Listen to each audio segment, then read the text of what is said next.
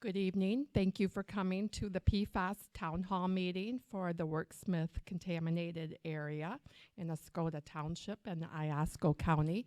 I appreciate all your time, and to the neighbors and the concerned residents and associates here. This is really vital to get information, but also it's an opportunity to be a voice and get questions answered that you may have, and also advocate for what our community needs, and that's quality, safe drinking water and a safe environment so we can leave it for our children and grandchildren. I've been to all the town hall meetings, so I do want to thank DEQ, which is now Eagle, for making sure I could attend. It's really important for me as the health officer to be here to listen to all the information and to the residents. I would like to thank all the elected officials that have made time to come to our open house or be here or send a representative. That is probably one of the key pieces, is the advocacy in Lansing and Washington, D.C. And I know Kathy and the Now Group has done an excellent job advocating for our community and our needs regarding PFAS. I'm disappointed the Air Force is not here. I think they are the agency that should be listening the most and ready to take action. But we will have this archived, and we do have the RAB meetings. So all the RAB members who made it today, thank you for coming as well. I also wanted to thank the media. We have gotten some really good press and attention. And as PFAS grows in the state of Michigan and nationally, you know, we need to hold our corner and make sure we stay on the radar. I always say anything in the state of Michigan doing with PFAS is on the back of this community. So that's the worrying and the filters at your kitchen sink. And, you know, it's mid-July, and this is paradise in northern Michigan. And yet there's not a day that goes by that most of us in this room think about PFAS. So thank you for your time. I'm hoping we learn a lot of information tonight. And I will turn the show over to our state reps. Thank you.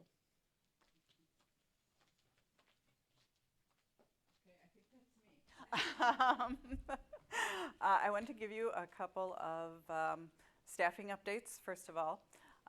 Those of you who have been here before might notice I am not Sue Leeming. Sue has retired from the state as of July 1st. I am Kathy Shirey. I'm acting in the role of the Division Director for the Remediation Redevelopment Division. I will be here for a while as the state proceeds through a selection process for a permanent division director. So I want to say how much I appreciate all of you guys being here. I know Sue spent an enormous amount of time and effort with this project, and I'll certainly try and work with you and meet your needs as best I can. I will ask for a little bit of patience. I've been peripherally involved with this site and aware of it for several years, but I've not been part of the day-to-day operations, so it may take me a little bit of time to get your questions answered and things, but I know I've got some great resources here. I also want to let you know that Beth Place will be taking the role of the permanent day-to-day project manager. We all appreciate greatly the job that Bob Delaney has done over these last many years. Bob is still around. He remains involved with the project as the DISMOA program coordinator. He oversees the entire project. He okays all the invoices we send to the Air Force. He's obviously involved with any historical knowledge we need, so he is still around. But we recognize that we need someone who can devote the amount of time to this project that it deserves, and also that Bob didn't have that amount of time. We did make this move with his input, and in fact, actually, it was at his request. This is a very big project, and it's going to be a big project for a number of years to come. We all realize that, and it does deserve to have that continuity. Beth's been moving into this role for the last, 6-8 months now, so most of you have, in fact, seen her here before, and she'll be your main contact, and I'm totally confident she's capable and ready to do this. We also have on board Matt Baltusas as our project geologist. We have support from John Bradley, who is over in the corner there, who is Beth and Bob's supervisor, their immediate supervisor. We've also got other geologists and defense site experts from John's staff. We have our district staff, Ann Person and Mike, who is here on crutches somewhere. Oh, there you are. You went and sat a row back.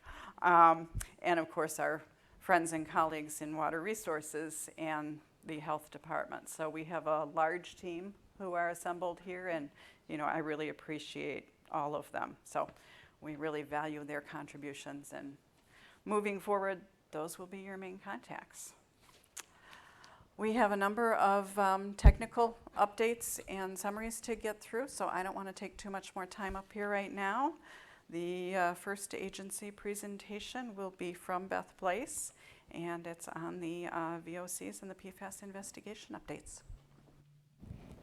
Hi, I'm Beth Place, and I'm here and I'm going to talk about the Wordsmith Air Force Base, that portion of this, and I'm having a small technical difficulty on getting to the next slide. Thanks, Mike. Okay, and we can probably go one more. Okay, so first, the whole purpose of this meeting was to give you guys updates on what was going on this summer in the area. And then the next RAB meeting will be on September 21st, and hopefully we can just continue to give you updates so you're aware of everything that's going on the base.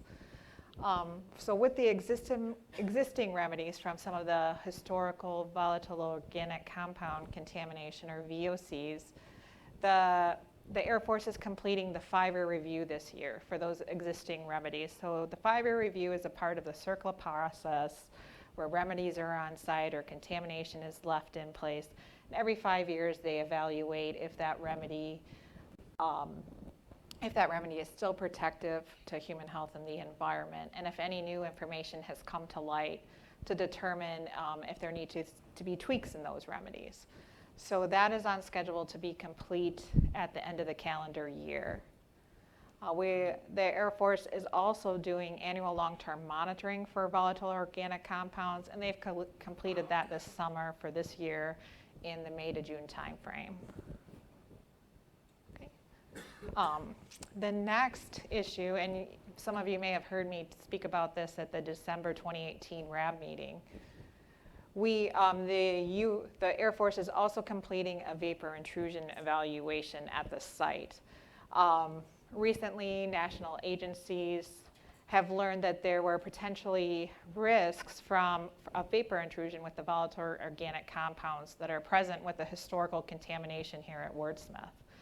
So the Air Force is putting together a work plan in coordination with Eagles Review.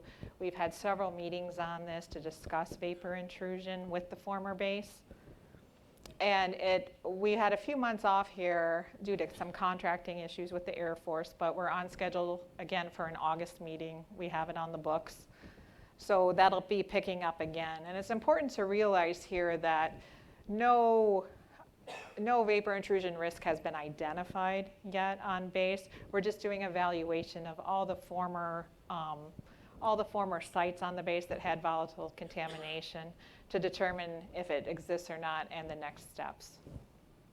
Okay, so that'll begin our talks again in August. We know what exists. Let's work on that. Okay, we'll be getting to that. Next slide is PFAS.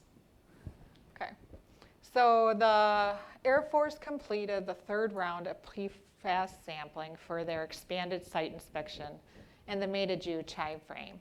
The results are still pending. We don't have those results in yet. I don't even believe the Air Force has those results yet. And those will be compiled in the expanded site inspection report at the end of the calendar year in 2019.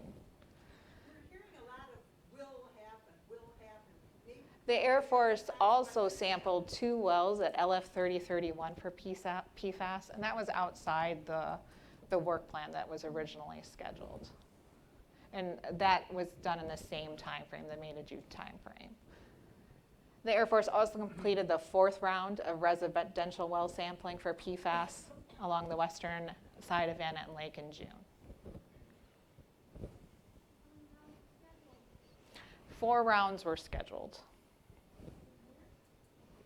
It's quarterly sampling, so it's conducted every 3 months. Okay.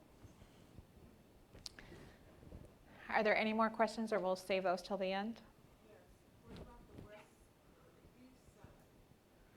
The east side of Van Etten Lake, I believe a B will get to during the DHHS Health Department presentation. This is more on the west side associated with the base at this time, and then a B will talk about additional sampling in the area.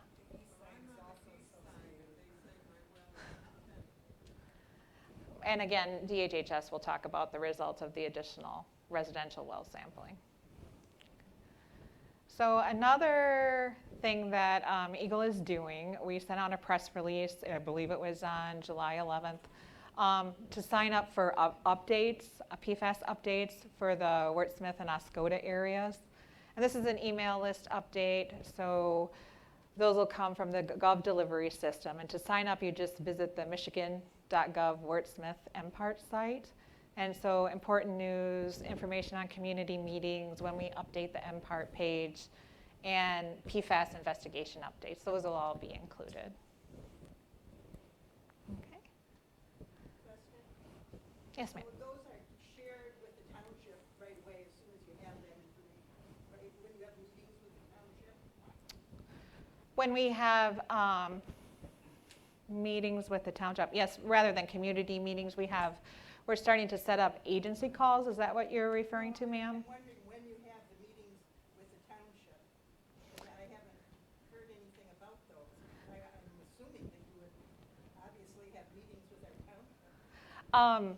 We are beginning to, through MPART, all our agencies are getting together to have monthly coordination calls on the former Wordsmith Air Force Base.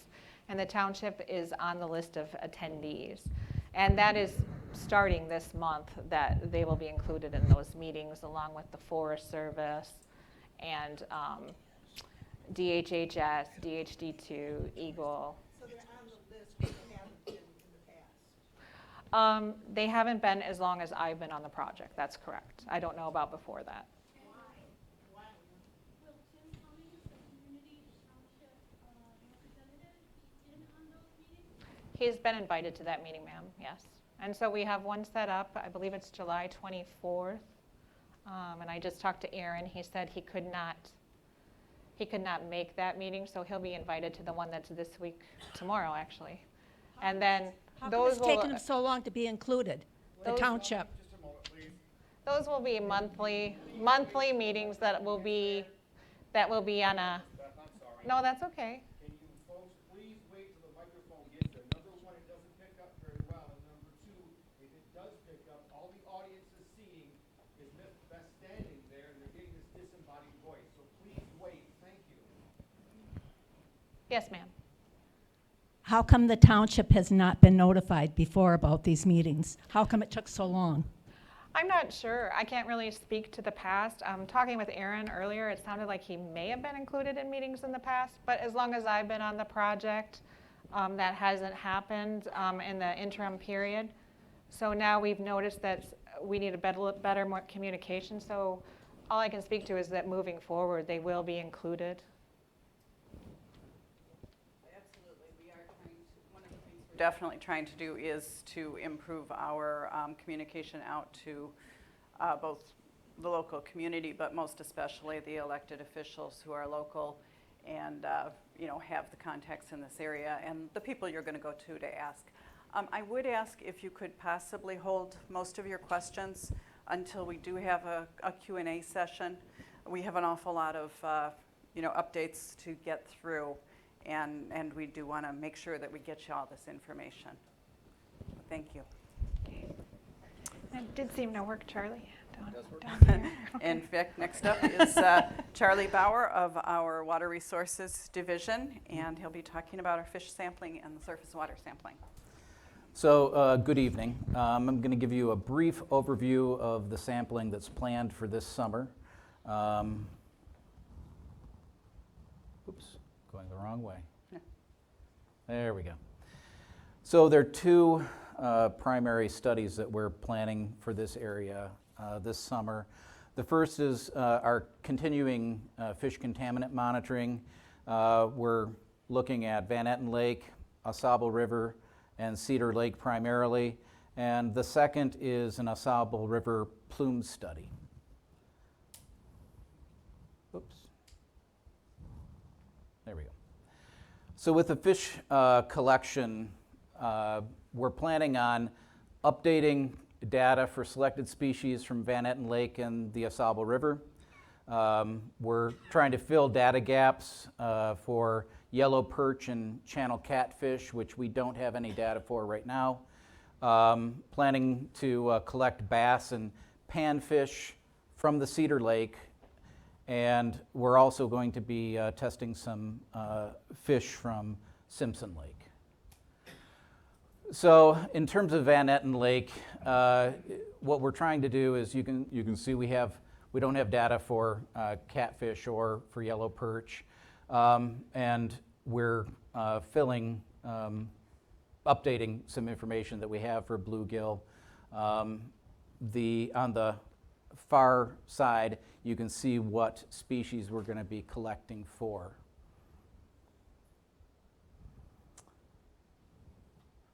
Oops. And then on the AuSable River, the same. So we'll be collecting for 3 species on the AuSable River and updating as we need to make sure we have the most current data. With the plume study, we are going to be taking water quality samples in the AuSable River and then out into Lake Huron. And the primary, I'm going to move over here. The primary purpose is to evaluate whether or not there's any impact on the intake, the drinking water intake in Lake Huron. So we're going to be doing 4 events, and the details of the study, I believe we've put that out, right? The study design, we have. Okay, so the actual study design, the details of the study design are on the MPART website. And I am not the expert in this, so I'm putting up this slide. Joseph Bohr is our fish contaminant monitoring expert, and this is his contact information. So if you want additional details on either of these studies, this is the place to go. So, thank you.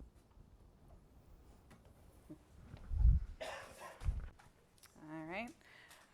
Next we are going to talk Ann Person, who is the RRD District Supervisor for the Bay City District, is going to talk about, this says Oscoda Township dump investigation. It's actually the regional investigations that are happening outside of and away from the base.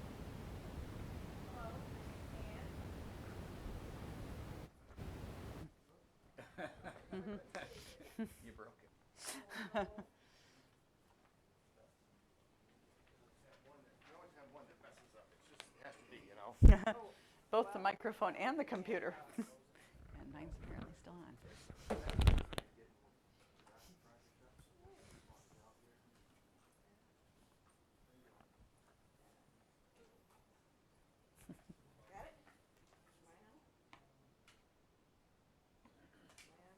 I'll just take it real quick. Roll. Hang on.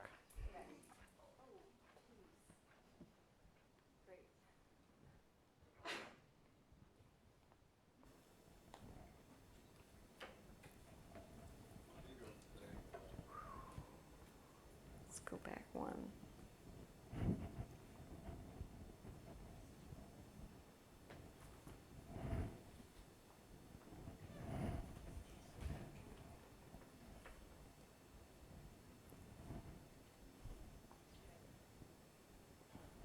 So every time I.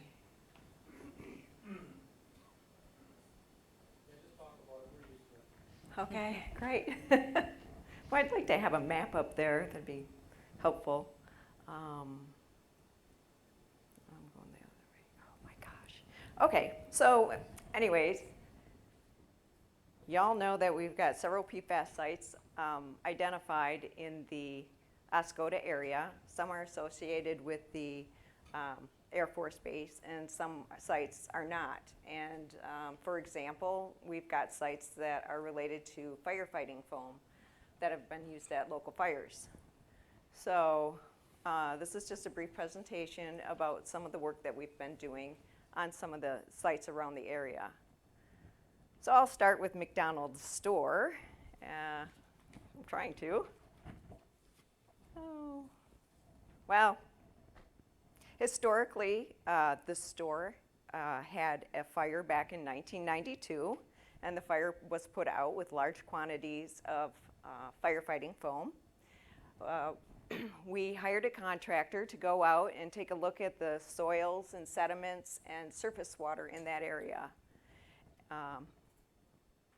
And based on those results, they came back and we had high levels of PFAS contamination in the soils and sediments. So based on those results, we are going to go back out and do a little more investigation to try to define the extent of contamination. And then we're planning on beginning removal activities of the most highest impacted soils in that area. Let's see, so that's going to happen within the next year. So if you can see, McDonald's store fire was up in that location. And then in the future, we're going to take a look at the sediments also and try to address those farther down the line. So then we move on to Colbath Road, Loud Drive, and Oscoda Area schools. And I'll point those out. This is Colbath Area, Loud Drive, and the school area down here. So again, Colbath area and the Oscoda school area both had fires and both had firefighting foam, the foam used on those two locations to put those fires out.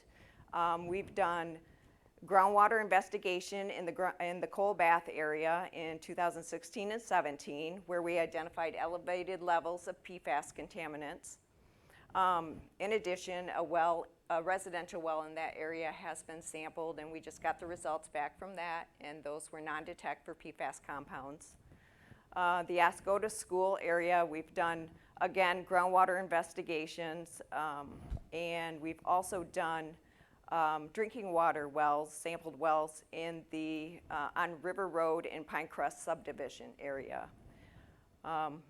In 2016, we had a resident that identified PFAS contamination in their drinking water well and PCE initially. And so we went out, and as part of that, looking at that well, we decided to take some PFAS samples. And lo and behold, we found them there. So we did an additional groundwater investigation in that area also. So what the plan is for those three locations is that we're going to continue monitoring the wells in those locations and conduct drinking water well samples also. And I'm pretty sure that we're going to be able to start that sampling, at least of the monitoring wells, in August of this year.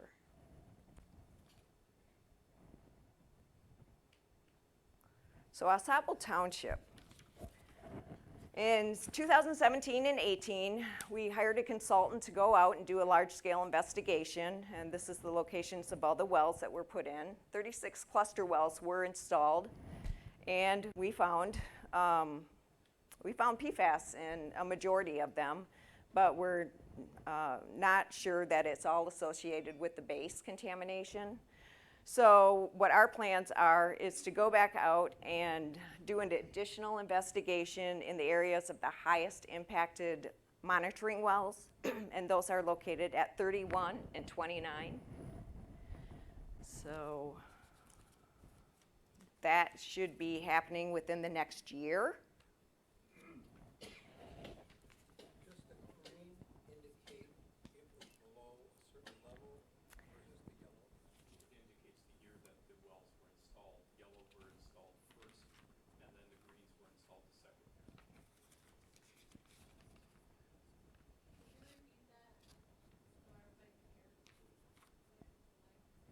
The green samples, or the green locations indicate, the colors indicate what years they were sampled.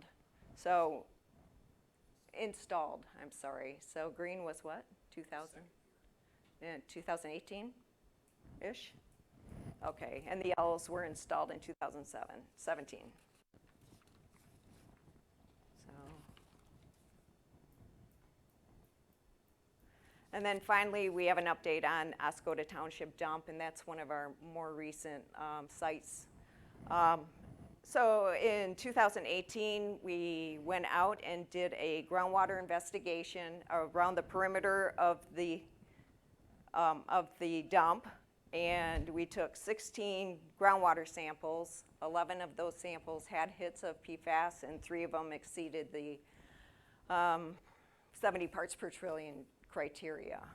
So based on that information, we identified what residential wells were in the area, and we went out and sampled 9 residential wells, and the majority of them are in this area. And those all came back with no detections in them. And in addition, we also collected a surface water sample from the little pond lake right there, and we got results back this week, and those were non-detect, except for there was one hit of PFBA at very low concentrations, and so we're going to take a look at that and try to figure out, you know, where that might have come from. And let's see. So we did send a letter to Oscoda Township in June, and we are requesting that they do the investigation to determine the extent of contamination associated with the dump, because we're not sure what was put in the dump, so we can't say that it came from the Air Force Base. You know, there's a lot of dumps and landfills throughout the state that we're looking at that groundwater in those general areas, because household waste and other types of waste do have PFAS compounds in them, and we are seeing them in areas where we have dumps and landfills. So we will be working with the township to move that investigation forward. And that's all I have for my update. Thank you. All right. Next up is residential well sampling. An update on that, and that will be Abhi Musa with DHHS. Yes.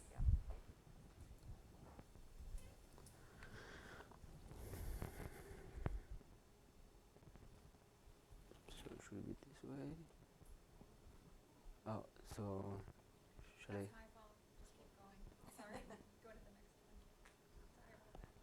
Okay, so I'm gonna give you an update regarding the residential well sampling that just happened in 2019, particularly in March, and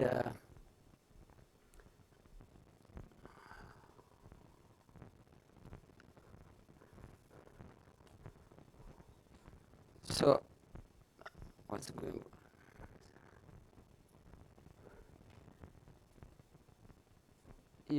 Like as part of the environmental investigation for the Oscoda Township dump site and part of like the monitoring process in the Corbas, Loud Drive, and Oscoda Township area, like a total of like 18 residential will have been sampled just in March 2019, and nine of them are related with a dump site, and 4 of them were in the Corbas area, 3 in the Loud Drive area, and 2 wells in the Oscoda Township.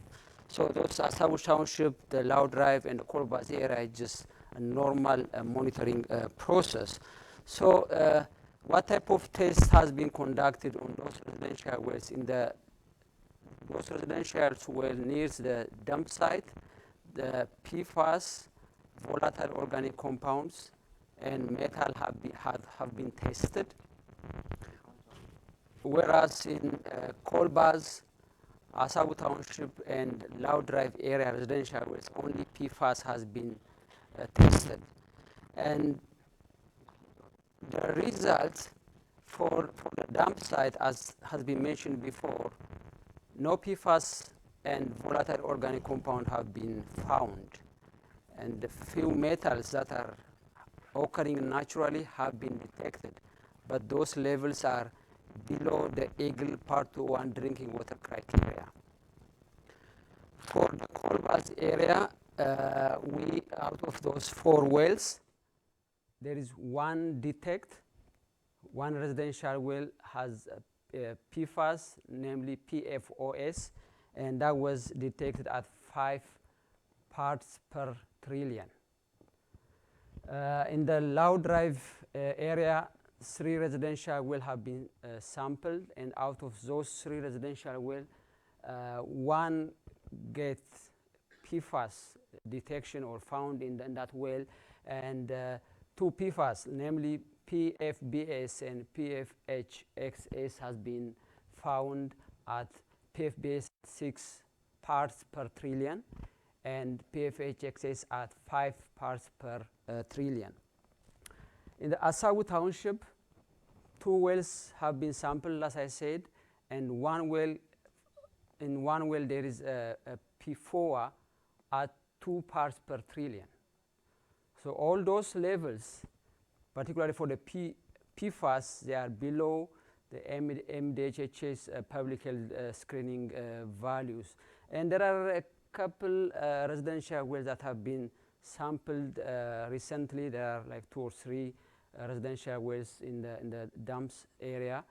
And I think those are like the residential wells that have been sampled just in 2019. And this is an update I have from the DHHS.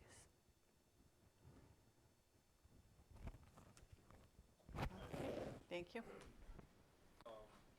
What about the test wells that you put in, particularly across from the base that were put in right there? I think it was Bill Palmer's place. Microphone, please. Are those residential wells or monitoring wells? They were test wells that were put in. That permission was asked by the DEQ to put these wells in, and I believe Bill Palmer's place was one of them. And I was wondering what were those results, the latest results on those particular wells. I don't think that is a question for DHHS, That because it's, we are more focusing on the residential That's wells. it, I know, I see that's residential. I Yeah. don't know. Who do I address that? yeah, get with Beth, and between Beth and Matt, they'll figure out which wells you're talking about, and we can get you that answer. Okay, thank you. I don't know it offhand. Next up, we have an update on foam information, and I thought that was going to be Denise. Am I right? Am I wrong? Corey. Okay, Corey.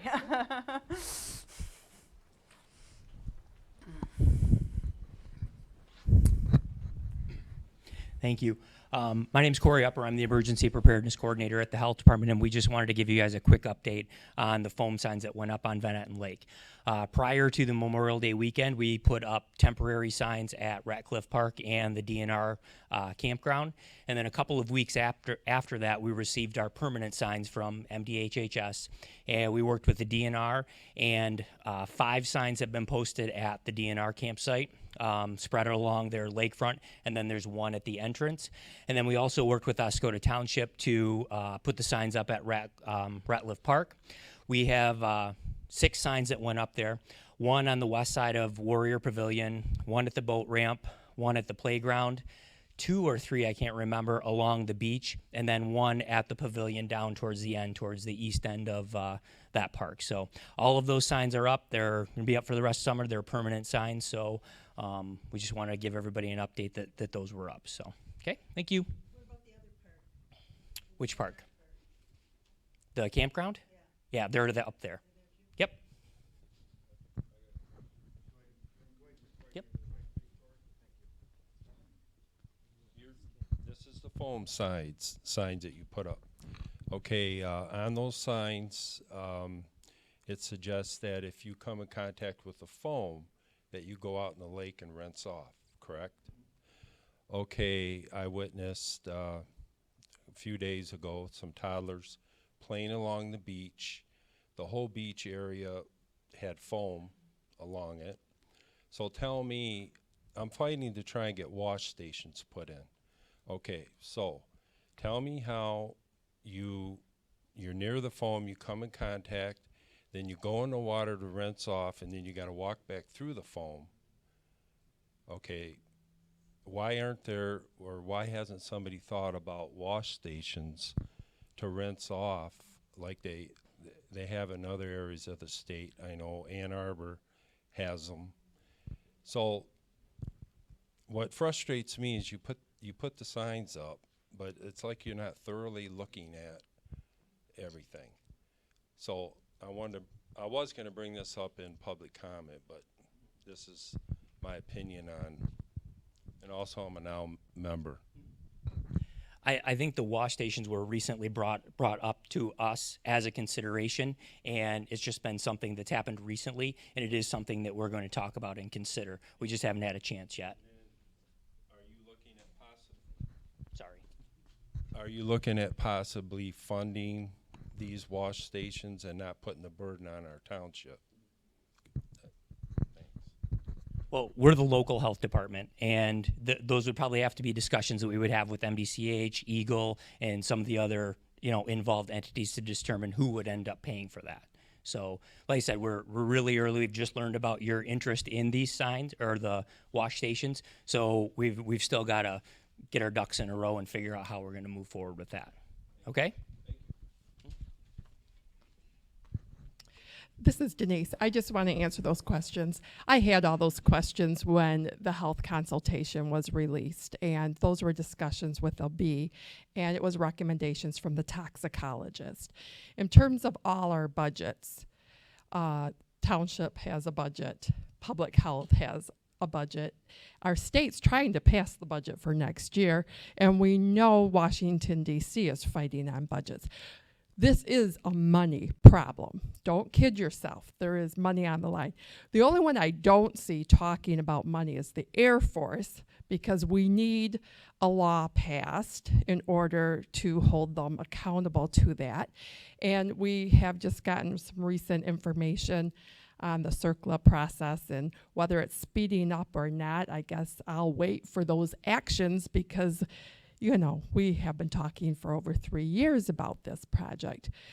I can tell you that the state has the power to fund things through and pass it out to local public health. And I really think there should be budget considerations. I think those questions about rinsing off in the lake, whether it's your animal or a child or yourself or your kayak, those questions have been asked around the state. I pulled a group of health officers together. I invited every health officer in the state of Michigan to be on the call to be consistent. And, I really appreciate, Kathy, you talking about communication, because that's been an issue from day one up here with timely information. And I know that PFAS is a complex issue that grew really fast, but I do think communication is really the critical piece with all the important stakeholders. So yeah, I was in Orlando when we talked about the rinse stations. I've seen Steve's link on the drinking fountain for adult, dog, and then a rinse station. The problem is, once you do that, whoever pays for it may have to pay for every rinse station going out. So I think it has to be vetted through to get that paid for. The problem I have is kids are swimming down there. Okay. The problem I have is, we got residents, public, all kinds of people at that beach, and they're coming in contact with that foam. And that's all we do is wait. We're waiting for this, we're waiting for that. And I just would like to see you put it on a priority list where we can get some funding. I don't care where it comes from, or if you share it. And that's what I think we need to have, is more action. And I'm not seeing it. And I think it's important to the residents for that beach. In the public. Can I use my own mic?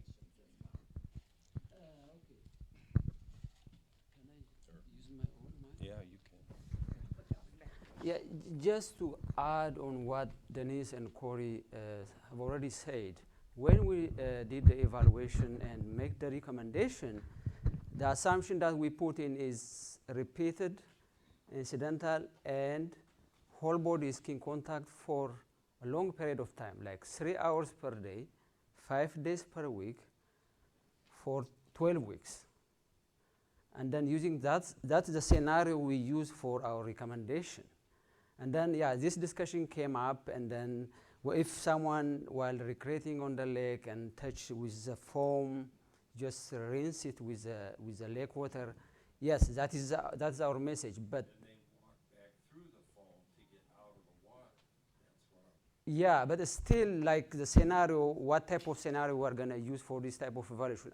Like, we need more discussion about that with the different agencies and also with our local health departments in setting up, like, from the health perspectives, what is the risk associated with someone walking in, and how long, like the duration, and all the scenario has to be seen. So I think we brought that for further discussion, and then that discussion is still ongoing, and then I will let you know. Okay, thank you. All right, I understand we have the United States Forest Service on the telephone, and they're going to be giving us a quick update as well. So Beth may look a little funny holding a phone up to the mic, but that's what we're going to try. Jessie Stuntebeck with the U.S. Forest Service. She couldn't be here in person. I believe she's stationed in Minnesota. So here she is. Here you go, Jessie. Speakerphone. Hi, everybody. My name is Jessie Stuntebeck. I work for the U.S. Forest Service out of Milwaukee, Wisconsin. I've been working pretty closely with Clint, who's our district ranger there, and he apologizes that he wasn't able to make it. Just a few updates from things that the Forest Service is doing.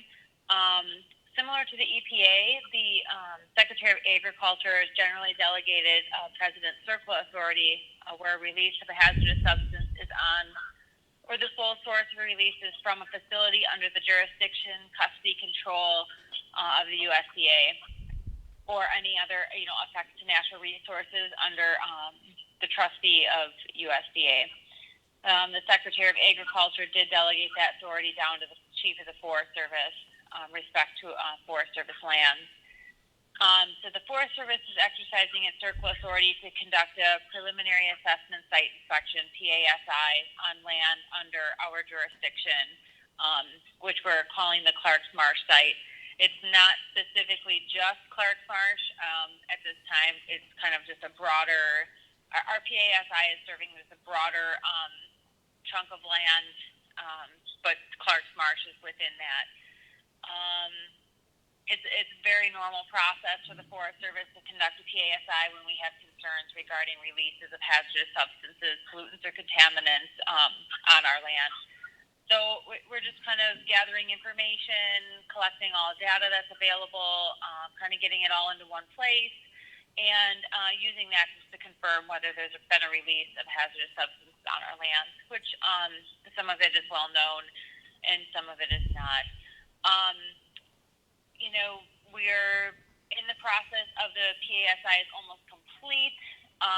We've seen draft version and have just been working with our contractor on finishing that all up, and we anticipate that probably in the next couple months to be finalized. And that's about all I have for the Forest Service. Thank you, Jessie. I appreciate the update. Yeah, absolutely.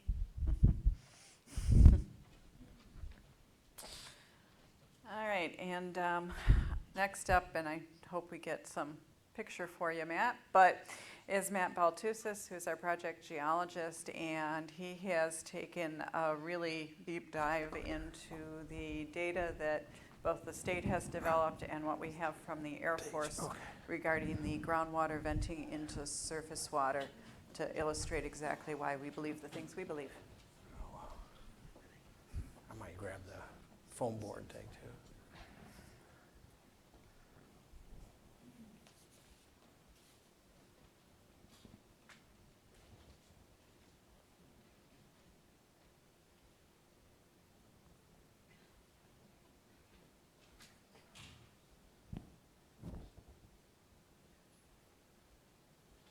Okay, I'm Matt Baltusas with Eagle, and I don't know how many of you were at the last meeting that we had in April. I'm just going to go over a few slides in case you weren't there to talk about what really is GSI, and this is a very simplified definition of groundwater that the groundwater surface water interface is a location where groundwater enters a creek, lake, or river.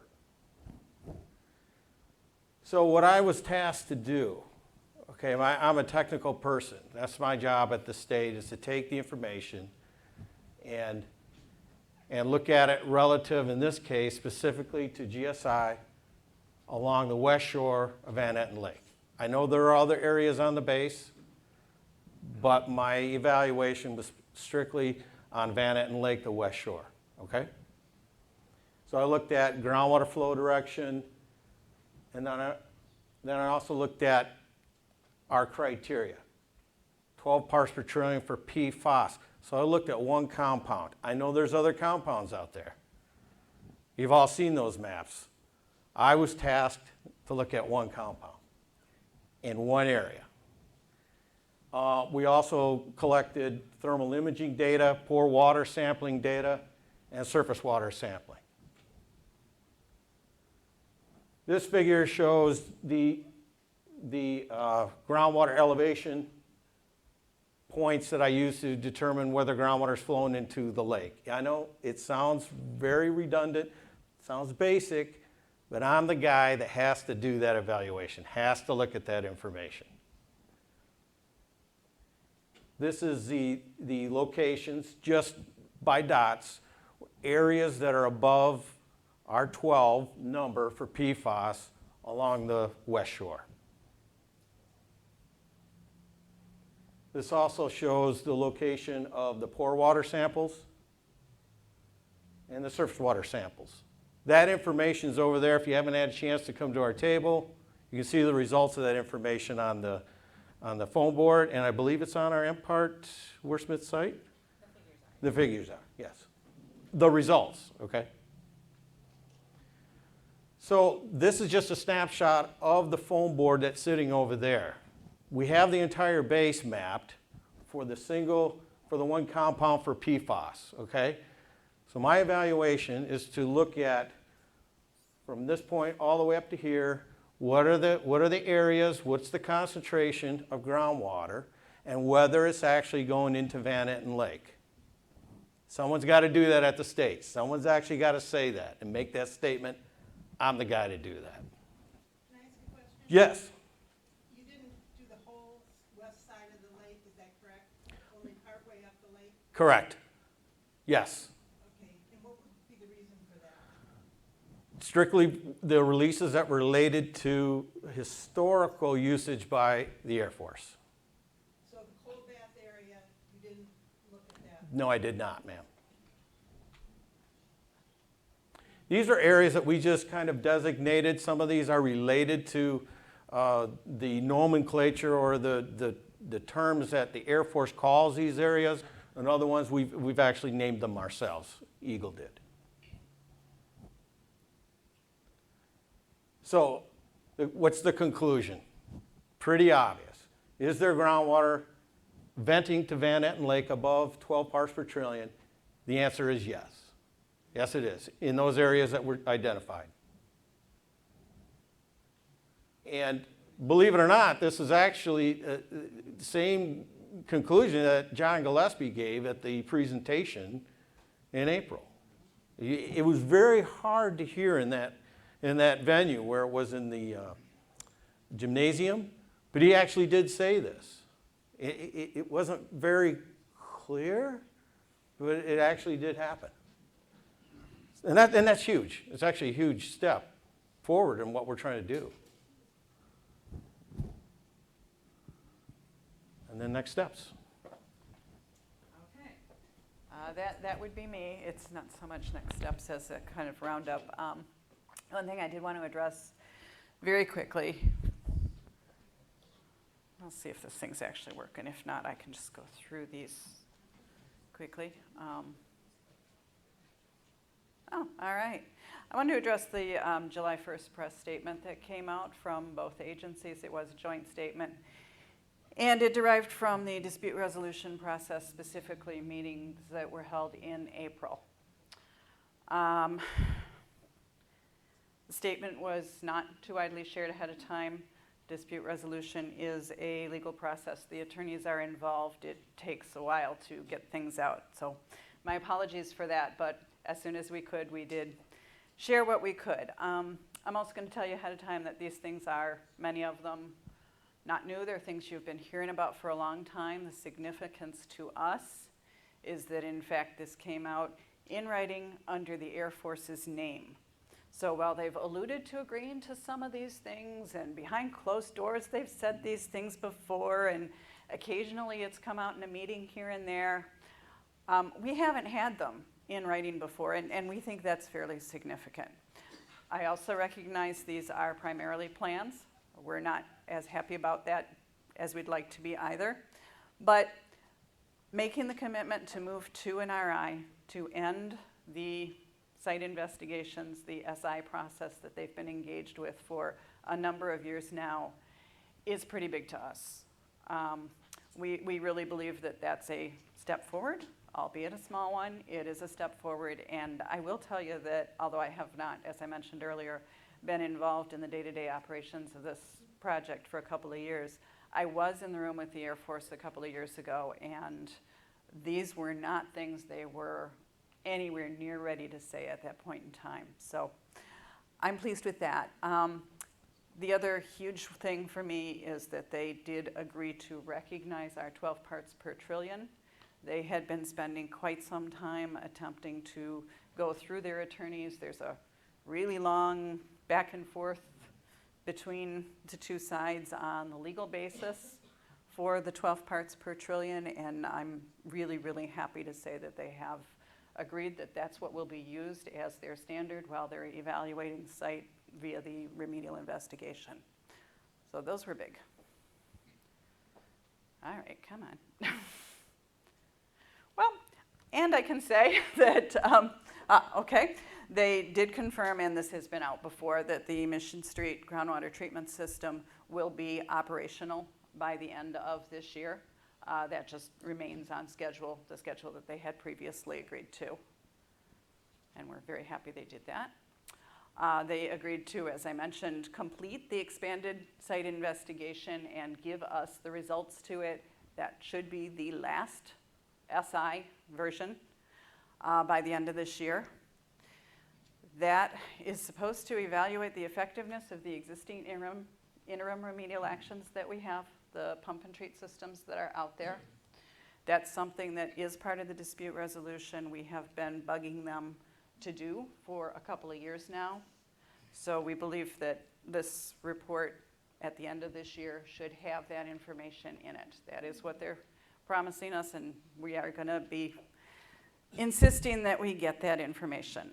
They are also supposed to be identifying the areas where we will be putting in more extraction wells, and a lot of what Matt just showed you will be used to identify those areas where we need the additional extraction wells and therefore treatment systems. They did, and again, this sounds elementary and as though it should have happened years ago, and no doubt it should have, but they have recognized that the groundwater contaminant plumes venting to the western side of Van Etten Lake are in fact attributable to releases from the Air Force Base. Not something everybody in the room didn't know, but this was, again, in writing, in their name, and it's something we need to be able to say, yes, you've got that. What are you going to do about it now? We did also get them to, and I know how wishy-washy this one sounds, but it's truly our largest push, honestly, is to evaluate other interim remedial actions for those plumes venting into Van Etten Lake. That's been our big push for the last year or so. Water Resources has helped enormously on that. The Mission Street treatment system is a direct result of having started to push so hard for interim responses. We're going to continue to do that because we do feel that these things are very small steps They're in the right direction, but there's an awful lot more required. We need actual plans and schedules for these additional interim responses, now that the Air Force has in fact agreed those plumes are their responsibility. We need a really prompt start to that remedial investigation after we get the ESI report. The RI allows the Air Force to start doing human and ecological risk assessments as part of that study, which is something that is not included in the site investigations. That's part of the reason we really want them to take that additional step. Finally, we need funding for all this work. We really need the Air Force to request funding, to demand funding, and while we're on that subject, I do want to recognize how very hard our elected officials have all worked, both at the state and federal level, to support those funding requests. We just really appreciate how much they've worked with MPART. They've had MPART in to testify in DC for additional funding for this and other sites.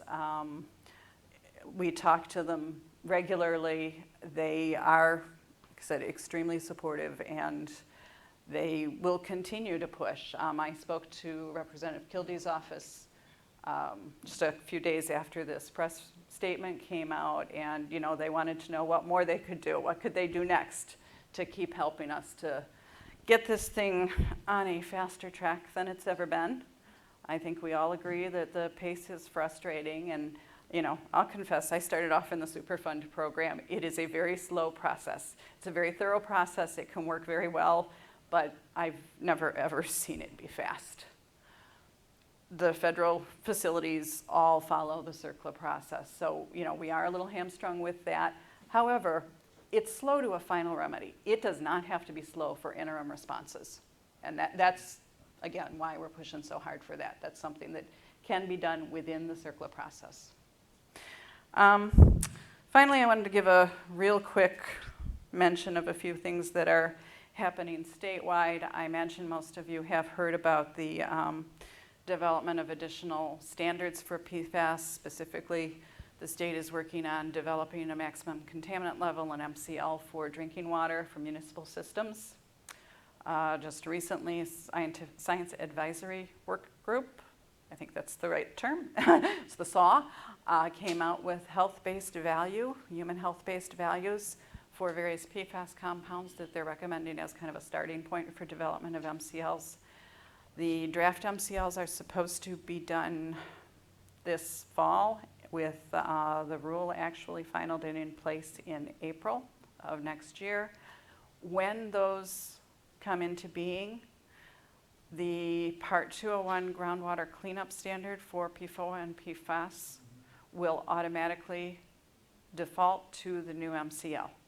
So that's something to know as well. That number will likely be changing, and I don't think I'd be speaking out of turn when I say it's likely it's going to go down.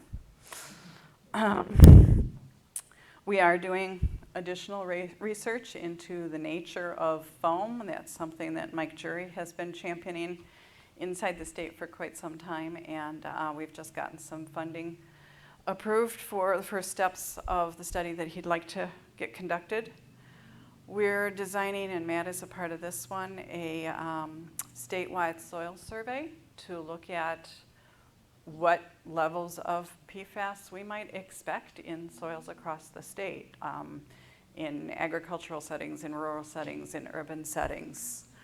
Right now there's a real lack of a database there, so it's hard for us when we get a random sample to say, oh, that looks really high, or gee, yeah, that's about what I would expect to see.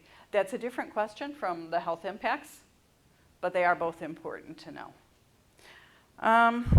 Finally, we are continuing public water supply testing.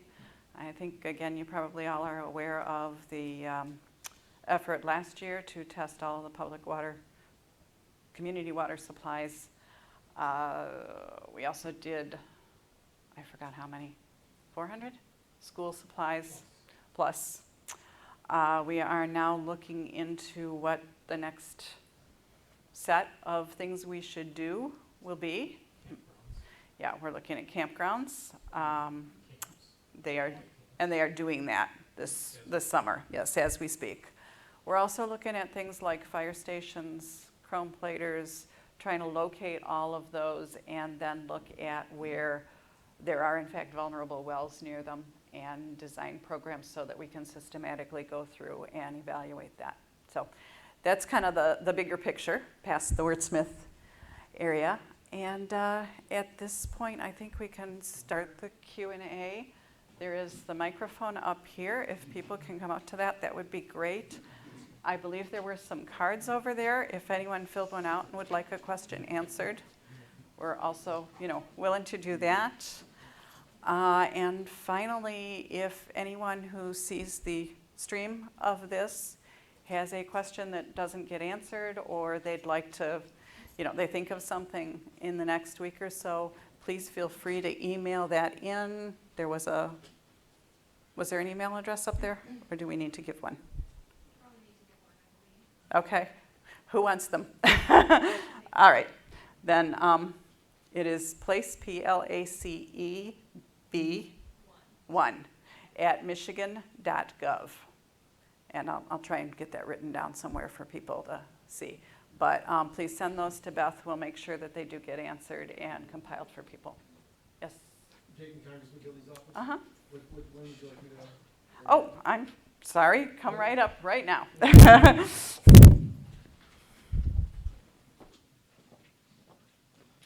Sorry about that. I'm sure a lot of you guys remember. I'm Jacob Bennett from Congressman Dan Kilde's office. I did want to bring a kind of a brief update because I know it's very current events that just happened. Congress, the House was actually working on the NDAA, National Defense Authorization Act. That is the bill that is funding the work that's being done at the BRAC bases like Wordsmith. So that's the one that I know the congressman is very excited. It's uncommon. I've worked for 4 other members of Congress. It's very uncommon to get this many amendments and things in the bill that we were able to get. But we were able to get 6 amendments specifically about PFAS in that bill. I just want to list them real quick. One of them, which is a huge one, is listing PFAS as a hazardous substance for Superfund sites. This will hopefully allow the DEQ to use that leverage on this, saying this is by law now, because right now it's not law with PFAS being a hazardous substance. This will give them an extra leverage and tool in their tool belt to go after the Air Force. The other one is to phase out the PFAS in firefighting foam by 2025. Boosting funding, $5 million for the CDC to do a nationwide PFAS study exposure around military bases. The other one is giving another $5 million on top of what we've already been able to get for the U.S. Geological Survey. That's their specialty, is doing a lot of these studies and testing on the groundwater, and that's the one that's been tasked to do that. The other one is to require military firefighters to be tested for blood testing for the military firefighters for PFAS specifically. That was one of the big things. I know a lot of the firefighting groups, myself being a firefighter, I know that's very near and dear to my heart myself because I know I've been exposed a lot as well. The other one is to, and this is the one specifically, actually a lot of these have to do with the advocacy that you guys are doing, the conversations that we're having, and one of them is to require the Government Accountability Office to review the Department of Defense's response to PFAS contamination. Not only how they're responding, but how they're actually acting on the money that we've been giving them, because we have serious questions about how they're acting. Are they acting in good faith as well? But just in general, I wanted to say that a lot of the work, especially you guys are doing and now they're doing, going out in Boston, working with all the other PFAS organizations. And when the legislation came up last week, we are putting as many notices out to you guys as possible saying, hey, this is coming up. Tell your other organizations. You guys were working with organizations all over the country and all over the world when this stuff came out there. They called their congressman. You guys called your congressman. And that's how we were able to get 6 amendments into this NDAA bill. Now, we're not done yet. It passed the House. Now it's off to the Senate. Senate has similar legislation, similar wording. Some timelines are a little bit longer than ours, but it's in there, and that's what we're trying to work on. So the fight is not over. It passed the House last week on Friday. Now it's in the Senate. I know that Senator Peters and Senator Stabenow are very sympathetic to this as well, and they're working on that side. But they need to talk to their senators as well and keep talking to those other organizations because, like I said, the reason why a lot of this stuff is in there based on the conversations we're having at these type of meetings, private conversations that we're having, and the congressman's personal conversations up here. So thank you guys. I'll be here as well. I don't want to take up too much time because I know there's a lot of comments here. But thank you guys. And if you have comments, questions, please let me know. This is what I pass on to the congressman, and this forms the legislation that we introduced. So thank you.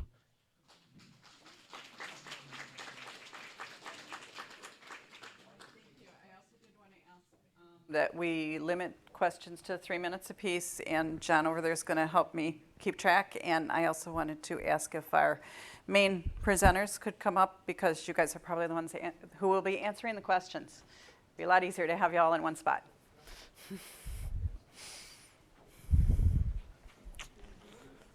I'm going to lurk back here. All right, please come on up. Thank you.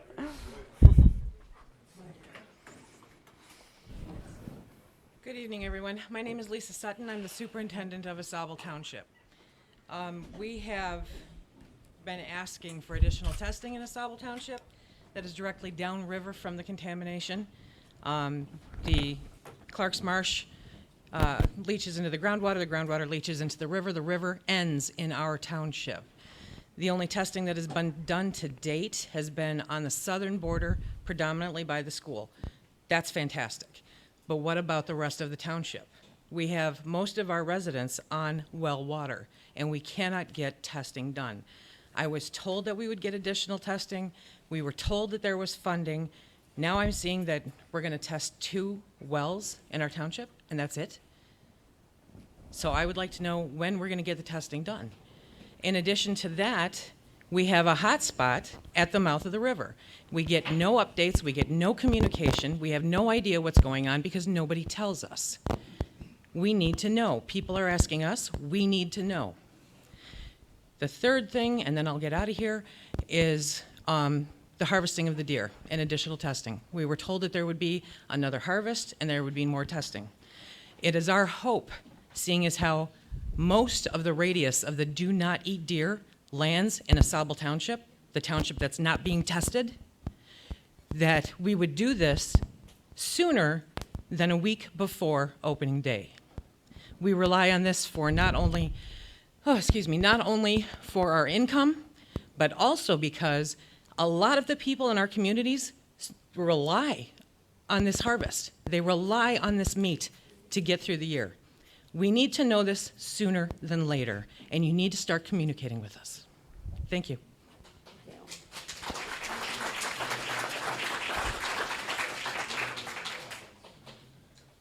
Good evening. Great turnout. Thank you folks for showing up. I think it shows the community is involved. There were a couple comments. The young lady went through the things, and I thought she named 3 areas, McDonald's store, the Colbath Road in Loud Drive. I heard we had a fire at McDonald's store. We had a fire at Colbath Drive. And from my perspective, I spent most of my adult life on Air Force bases.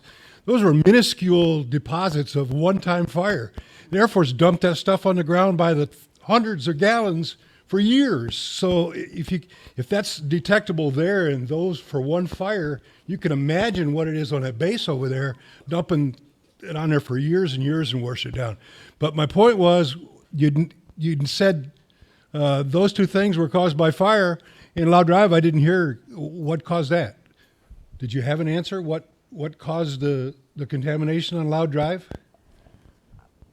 One of the young ladies was presenting that. That was the end. I think we all know the answer, where that came from. It's from the foam, and those folks didn't think it was going to cross the lake. So they did some testing to prove the theory it's not going to cross the lake. What happened? Oh, geez, we got contamination on south end of Loud Drive across the lake. The other question I had to the technical expert here, good to hear somebody say, hey, the groundwater is flowing into Van Etten Lake causing foam. We all knew that, but it's good to hear a technical expert say that. Great. So now we know it's coming from the base. Do you know what plumes it's coming from? Are we treating those plumes it's coming from that's going in the lake right now, or do we need new pumping stations installed in those plumes? Are there more than one plume that's contributing to that? That's what we need to know. No answers? No, we do believe that there are additional pumping wells that need to be put in. That's absolutely one of the things we are trying to figure out exactly where, which ones we want to push the Air Force first, because yes, we absolutely The mission, believe the new one's that coming one's online. going in. Where is that water? Where is that water contamination going now? What are we going to improve with the Mission Street one? So with Mission Street Station, they'll be putting on an ion resin. I understand it's a new system, but I'm talking about He wants to know it does the which same thing as the venting. old one, just better. Right. But where is that water? It's going to a small tributary that then discharges to the Oscoda River. No, I think he wants to know what water is coming out that's contaminated. No, as opposed to- I think he Oh, answered my okay. question. Yeah, Good. Yes. what water we're treating? Is that going into the marsh, or is it going into No, the just into the creek? Oscoda. But eventually into the Oscoda, right? It goes into a small tributary that then goes to. But that's like the one Oscoda. plume then we're working on probably Right, there. and that should be resolved with the treatment system. So we've only got, 20 more plumes to go? Right, but at least Okay. we're working on it. Thank you. Sir, before you leave, you had mentioned the first thing, the Loud Drive area. Yes. And I believe, and Mike can correct me if I'm wrong, but we are doing a transducer study with the Air Force, and that should give us some answers or some concrete evidence as to where the groundwater is flowing on that southeastern portion of Van Etten Lake. Because the Air Force has not at this point accepted responsibility for that contamination, is that correct? On the east side, On the east side of Van not Etten that Lake. I'm aware of, no. Yes. Yeah. That's Yep. big. I'm just the other side of Phelan Creek, so right now I'm not affected, but we didn't think it was going to be down there either, so who knows? Thank you.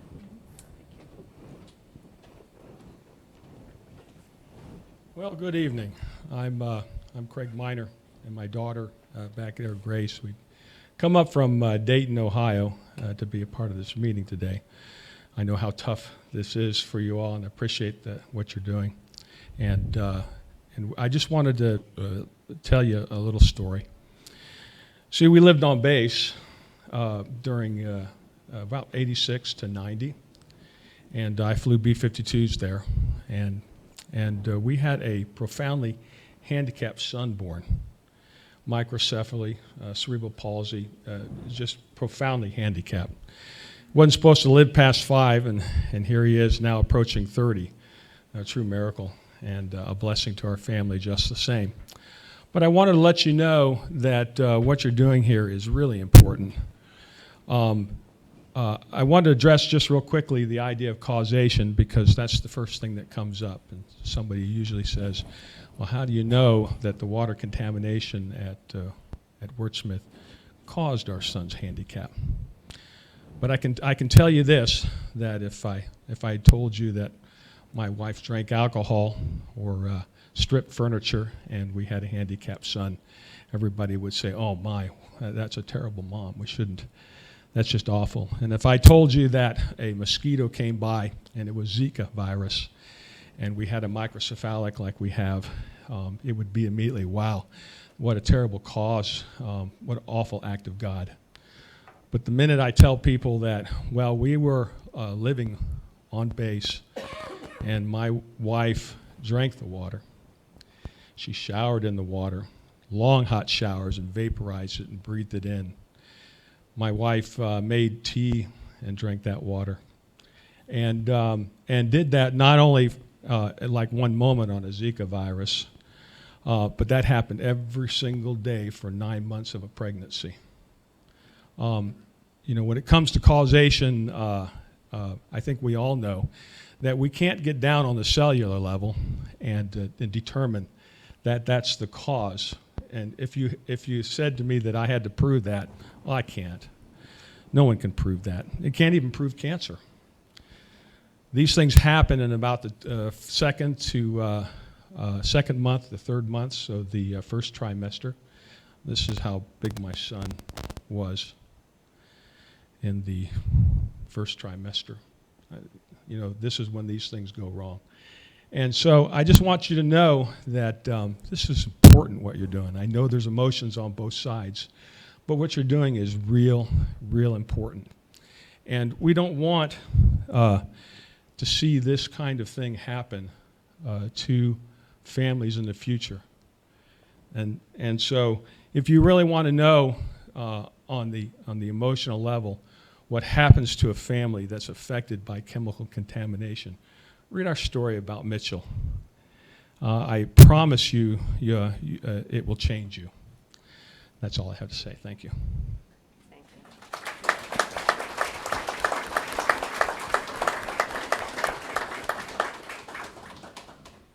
My name's Anthony Spaniola. My family has a home on Loud Drive. First off, I would like to address something that happened here this evening that's incredibly disturbing. We have been informed that someone at Eagle or M Park directed security to bar entry to people with signs. I don't know who made that decision. It was extremely ill-considered, inappropriate. I'm a lawyer, it's illegal.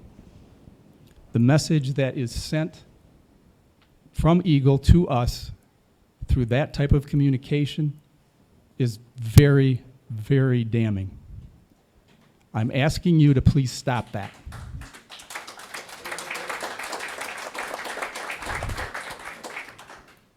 There is no one here. The fact that you brought security is also troubling. It's not necessary. There's no one here. Look at this crowd. There's no one here that's threatening anything illegal. Stop stiff-arming the public. Work with us, not against us. The message you send again is one in which you don't trust us, and therefore we shouldn't trust you. There is no one here, as I said, who advocates anything illegal. We're here because the Air Force is illegally contaminating our lake, our river, our streams. I know we share that in common with the folks at Eagle. Now, the fact that people brought signs, or the fact that people disagree with folks at Eagle is not illegal. It's not un-American. We do not need to be intimidated by those kinds of tactics. And it's not illegal or un-American for me to tell you that many people here tonight, including me, feel that Eagle has been extremely ineffective in representing the public interest here in Oscoda.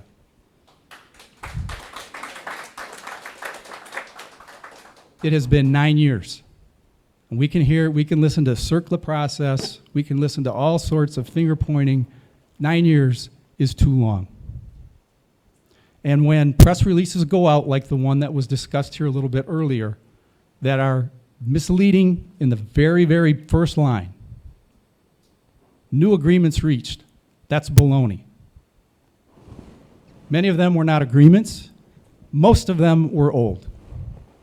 And if Eagle had worked with the township, if Eagle had worked with the people in the community, you might have understood how you were undercutting the efforts that were being undertaken with our congressional delegation. We had made incredible strides, and now we have people thinking everything's fine. We don't trust you, and that's why. You don't talk to us. You talk at us. You come to meetings, you don't give us notice. There's no advance notice. Look at all the people here. There would be more if there were notice given to this meeting. This is America. You work for us. We should work together. Stop partnering with the Air Force and partner with us. We have things to offer. We have solutions that may work. And one more thing, because I understand my time may be up.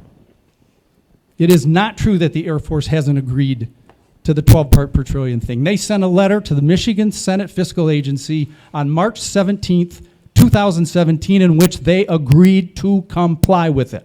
Not to consider it, not to measure it. So that's one of the reasons we think Eagle has not done the job here. And if you missed that letter, all you had to do was ask. That's all I have to say.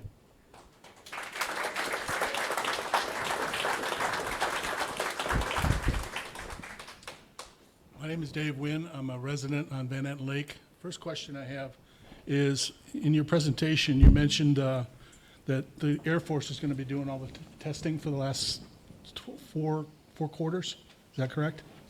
4 quarters for the residential sampling and 3 How much testing is quarters Eagle for doing the- to validate that the Air Force isn't giving us a crack a bull? 0. Right?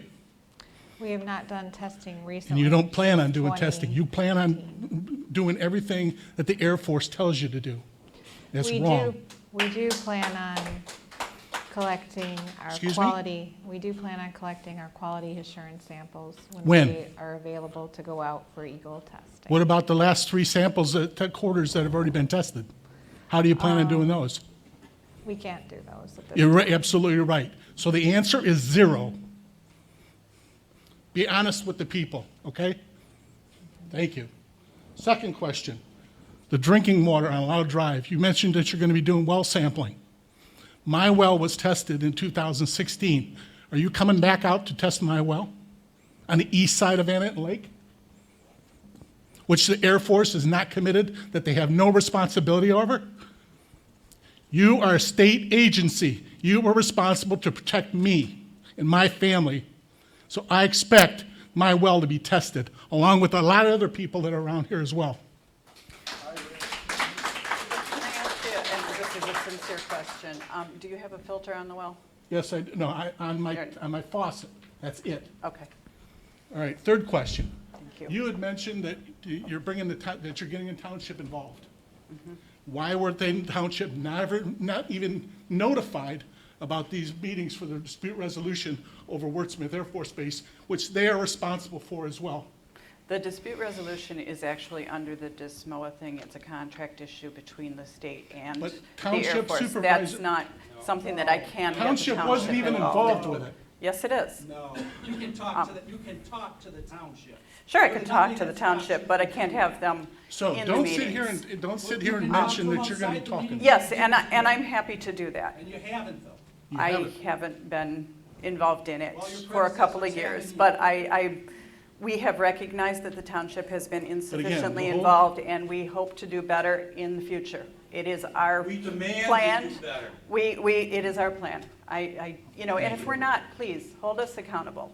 I mean, tell us if there's something we miss moving forward. We want to know. We really do. My name is Jane Lauber, and I live on the west side, northwest side of Van Etten Lake, and I have my family since 1937. I'd like first, if everybody who works for the state of Michigan, would you just quickly raise your hand? Everybody who works for the state, look at them all. Okay, I want to know, of all of you people, how many of you have hauled your water in little containers for 3 or 4 years? How many of you have done that? Nobody, okay? You don't know what we're facing. We've talked about disease, which of course is the worst, but this is really hard too, when you're in your 80s and you're hauling water. So I'd like you to keep that in mind. It's really easy to push things off on other people. I've met really nice people here, but I'll get a phone call and it says, call me back if you need anything. The voice box is filled, okay, over and over again. You can't call back. I hear today we've done Van Etten Lake, the west side, but we haven't done the northwest side, and that's the area right between the store up there, McDonald's store, and the base. Like, so why don't you do the rest of us? It's not fair. It's there, they're here, but we're going to just ignore this because we're a small number of people, and you think we won't speak up, but we will. That's got to be done. I hope that you also are not being bamboozled by the Air Force, which it looks to me like you are, that this whole thing about, well, we've got the McDonald's store pollution. We have the fire on Coal Bath, whatever. Well, you know where that fire retardant came from? It was the Air Force. They're the ones, they were our heroes around here.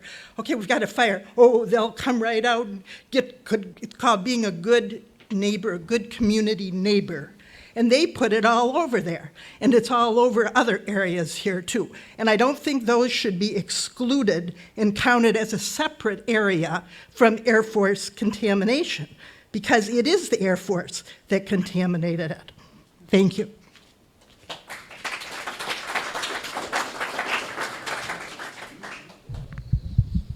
Hello, Robert Tazier. Before today's meeting, I had pre-written out a whole list. Well, after today, this meeting, I can throw that one away because I got 3 more pages here. One of the problems that I see is the state still thinks this is a money problem. It's not a money problem, it's a health problem. And you're responsible for getting us that health. That's what you're put in office to do, is to look out for our health. But you continue to call it a money problem. It's not a money problem, it's a health problem. I believe it's disgraceful for Eagle to negotiate with the Air Force about our fate without including us in those discussions. That makes no sense to me whatsoever. You excluded Oscoda Township, who brought this to people's attention, this contamination, how it's affecting our community. We've been to Washington, we've been all over. Well, I'm not going anywhere anymore. This is my home. This is where you have to focus. It's not a money problem. Air Force has money, they never ask for it. You got to demand that they ask for it. If you ain't got it, then you get it. You get it from them. I can't believe things that I'm hearing here tonight. You're politicizing our dilemma. This is not a political thing. This is a health issue. The Air Force and the state is out there negotiating, and here we are in Oscoda trying to fight to run water lines up Loud Drive and other areas. We can't get funding for that? Come on, state. It's a health problem. When Flint needed water, they got $100 million. We're asking for $10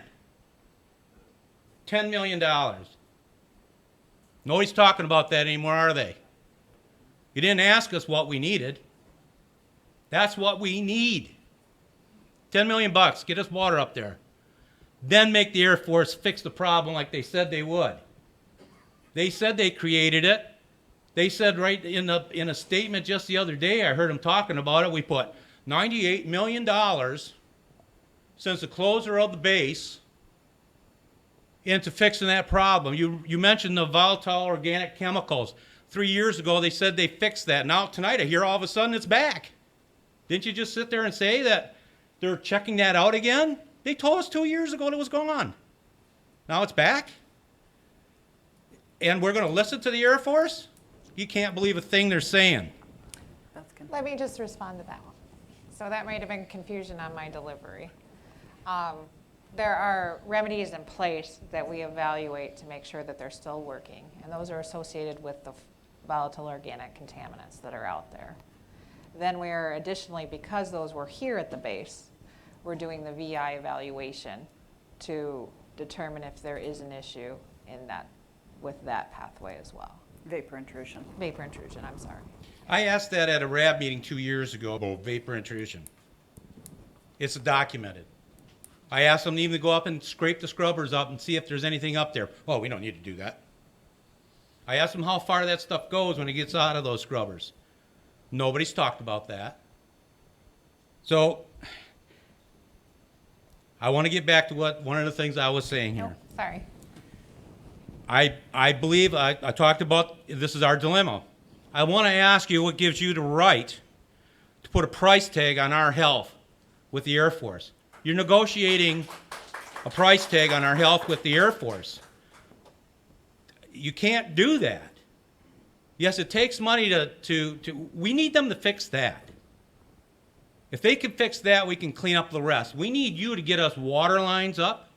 We don't need any more identification about what of the 20 plumes. We need timelines. We need solutions. And the state's got to help us get those, because it's quite obvious after 2 years on the RAB, they're not listening to us. They're not even giving us a voice on the RAB to say, identified 20 plumes, you already did that. What are the timelines for fixing it? I never hear that discussion. Solutions is what we need. The state's got to help us get the solutions. We hear money, money, money. What about health, health, health? You continue to put the dollar signs on our health, on our children's health, and on our grandchildren's health. That's the wrong focus. Money isn't the focus. Health is the focus. We need that to get done, and we need to hold them responsible. The Air Force said they would clean it up. They just don't want to pay $400 million to do it. They said they'd do it, but they don't want to pay for it. We, as a small community here, and this amount of people that are in this room, we can't go down there and beat their heads in and get $400 million. But by God, you know, the state of Michigan's got a little bit of authority. You should be banging on their doors. Get that $400 million. That's what needs to happen, and we're not doing it. New Mexico filed a lawsuit past January against the Air Force for groundwater contamination. What has the state of Michigan done? It was their equivalent to Eagle that filed that lawsuit. Why can't we join them in that lawsuit? They're doing something. Why aren't we doing something?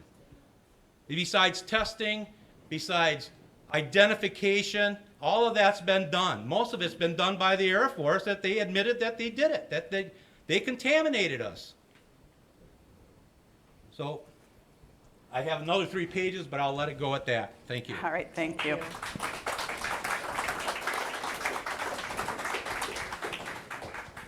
Aaron Weed, Oscoda Supervisor. I know it's a tough job you got. People on your backs. They're on my backs too. The lack of action on the DEQ has created a lot of pressure on my back. I got enough to do running a township. I don't need to be running a federal problem. Is anybody from your enforcement division here? No, we do not Is have an the enforcement person here, or the Attorney direct- General, if that's the next question. Next question is the director of the DEQ here? No, the Director of the Division is here, that would be me. Okay. In order for action to happen, enforcement has to do something, and enforcement needs to get a case together in order to give it to the Attorney General in order to force action. Is that correct? We already have the Attorney General actively engaged. Okay. The press release was extremely disappointing because it had nothing in it. And I'm not sure if whether any of you actually agree with that press release, that it was actually an acceleration, that great things are being done. I know there's a systemic problem within the DEQ that is slowing things down. I know at the lower level there are people who care, who want to get things done, want to do the right thing, but I want to know where the bottleneck is. I want names. There's a Whistleblower Protection Act. I expect that to get utilized.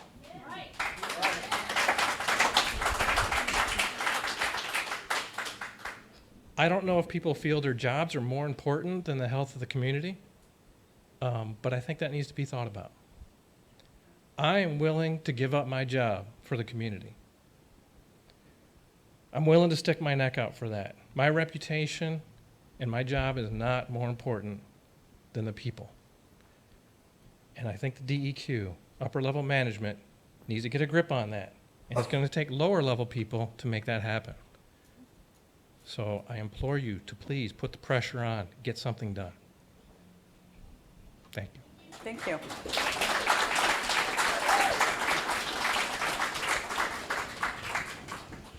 Arnie LaRich, I'm the community co-chair of the Restoration Advisory Board, a resident of Oscoda.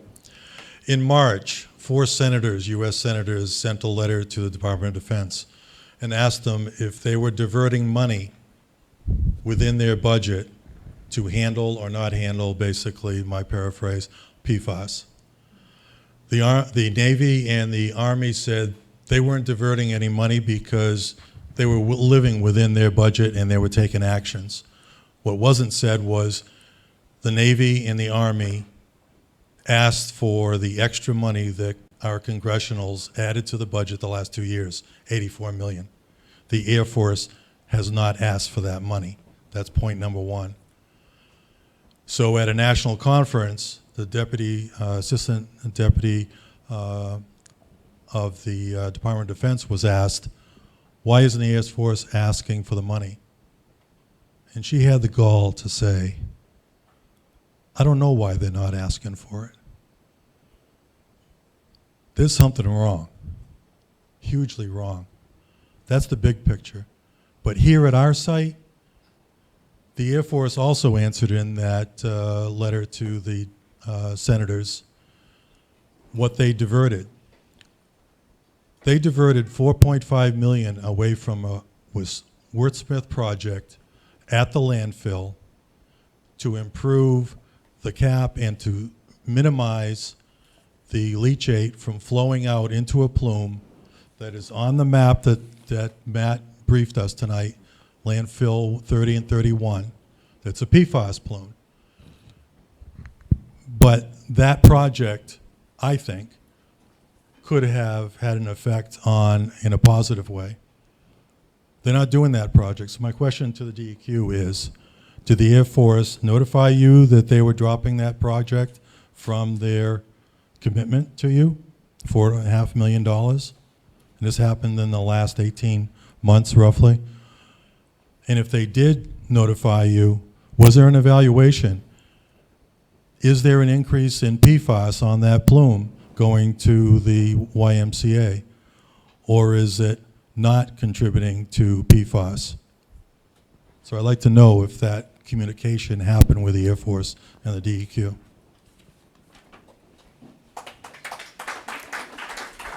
Okay. We'll find out for you, Arnie. I honestly can't tell you, but we will find out. You make sure we've got that noted. Thank you. Hi, my name is Marjorie Harrison, and I have a cottage here I've had for 25 years. When I got here, you know, everything was fine, although I did hear from someone early on that there was two-headed fish in Van Etten Lake, and didn't know if that was a joke or not, but over time, 9 or 10 years ago, they started posting the do not eat fish advisories that were put out by the DNR and DEQ, and largely that has been all that has really happened. At the time, I thought they're doing something because they are environmental. Turns out they were more just like enabling energy and corporations and business to continue as is, since it's gone on for all this time. Not much has happened since then. Unfortunately, this meeting wasn't even in the Oscoda paper. I'm glad I got the now notice that I could come to it.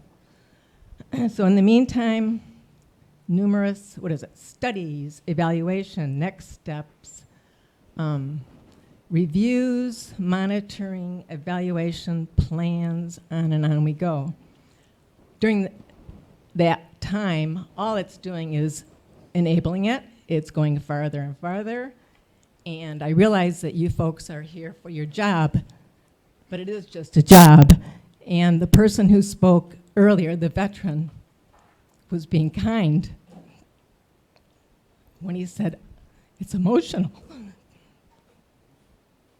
on both sides, because it's not. It's your job. It's just a job, and you need to do it. So I appreciate the veterans, the vets, and the firefighters. And if the people in Washington, the White House, cared about them, as they say they do, then they should take act. Because in the meantime, nothing is getting better, it's only getting worse. All there is talk. So you have to realize this is a job. Here water is life. And this is critical. Everybody in the world should be concerned about it, because once it goes into the Great Lakes, that's 20% of the fresh water in the world.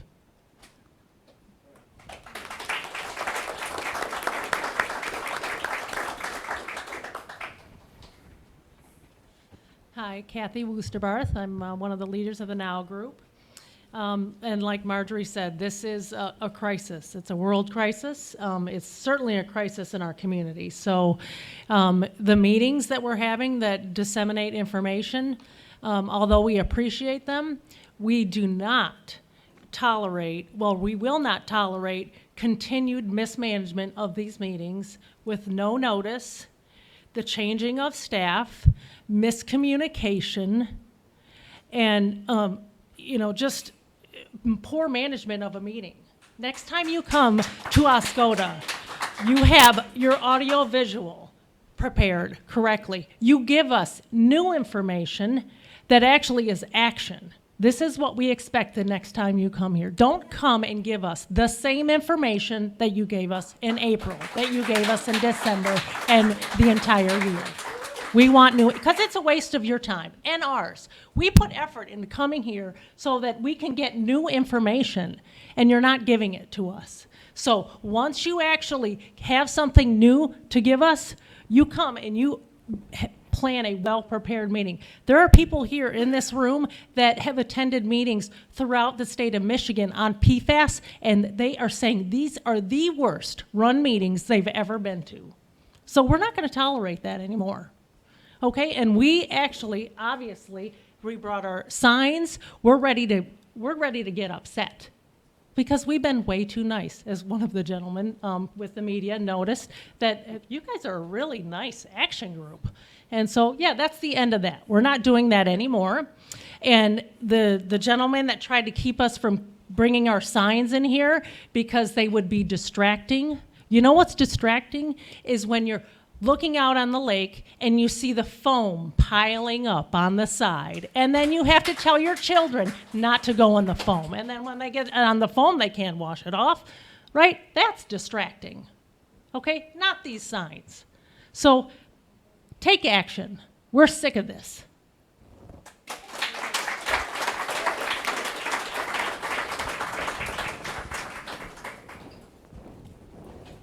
Leaf Limblom, I live on Loud Drive. And I don't talk to myself. Hell, I'm 80 and it doesn't make a lot of difference. But I think what you should do and I should do, contact your legislators and say, hey, DEQ is not doing their job. Get on their ass. There's no reason, if we all did that, these guys would not be pulling the bullshit they pulled. Simple enough, huh? Simple enough. Call your legislators. We've got one here already. Let them know, hey, they aren't doing their job. We get a pile of BS every time. Go out and do it. Because if we sit on our hands, they're going to sit on their hands. Thank you.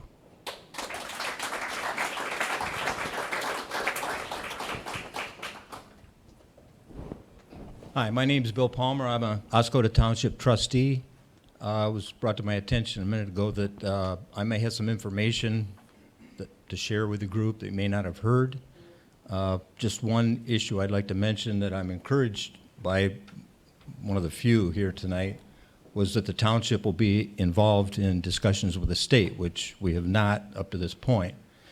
The information I wanted to pass along was that about a year ago, the Air Force knocked on my door and wanted to know if they could put a test well on my property about 40 to 50 feet from the edge of the water. They also had contacted the township, asked for permission to put test wells at Ratliff Park. My house is 4 houses south of Ratliff Park. I believe there's 1 or 2 other wells, but I'm not sure. One of the reasons I agreed to give the Air Force access to my property was that they promised they would provide me with test results from those wells. I'm not sure if the Air Force has shared that information with this group. Mr.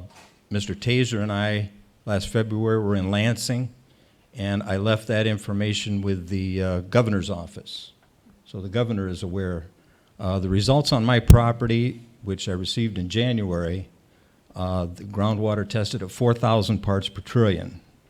That's at the edge of the lake of Van Etten on F41. At Ratliff Park, those levels were nearly double that, which is one of the reasons, I believe, that there's the extent of foam that we have at Rattlett Park at our beach because of those high levels of PFAS that are in the groundwater, they're interfacing with the water. I have those test results. If anyone here, if you haven't had that information shared by the Air Force, like I said, I left those results with the governor's office. I can provide it to anyone here that would like to have those results. I think it's important. I don't know how many that are here today were aware of those numbers, but I think they're significant, and it's important that we're aware of that. Thank you.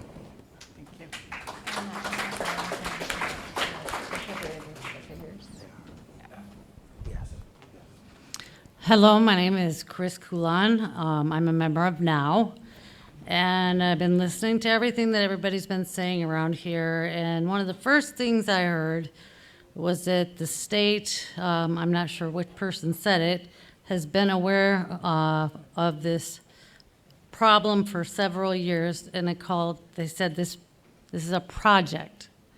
This isn't a project. This is our lives, okay? So whoever said that, you really need to think about the words you use when you're addressing a group like this. I'm gonna list a few things that we want, because you keep asking, what do we want? Well, Greg mentioned one thing. We want the washing stations. We want washing stations at public places where people go. Washing stations that are using municipal water, not well water.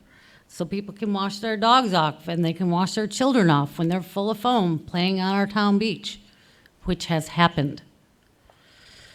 Biomonitoring, or at the very least, a way, an independent source for the residents who can afford it, with insurance or not, if they are willing to pay. Where are the doctors who are going to test our blood if we want that?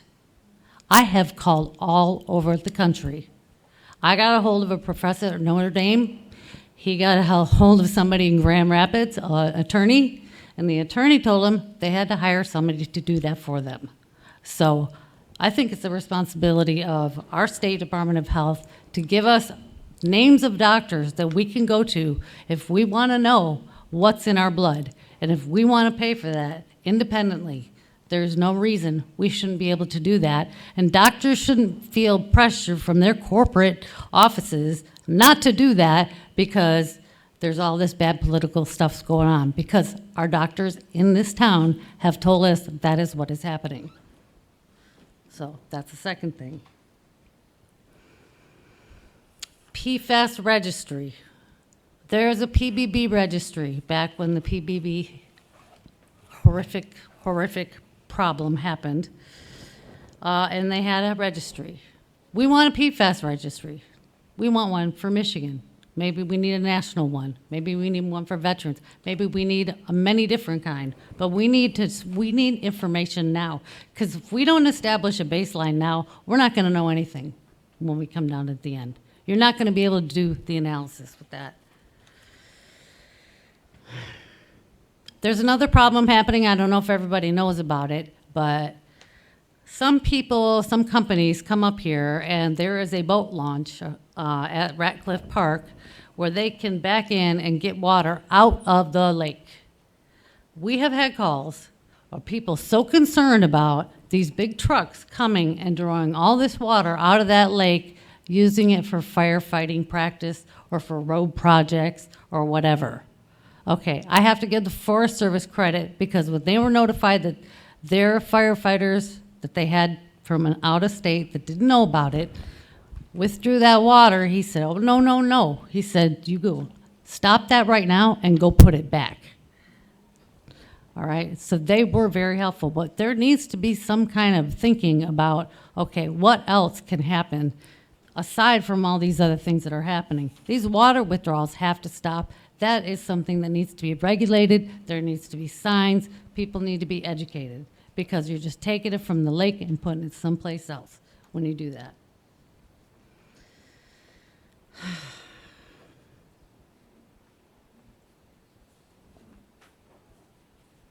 So, the last thing I have to say is that thank God that we don't have to rely on the state government or even the township government or the federal government or any government, because we have groups like the Sierra Club, like the Clean Water Action Group, like the National Resources Defense Council, like all these big environmental organizations are coming to us, asking them how they can help us.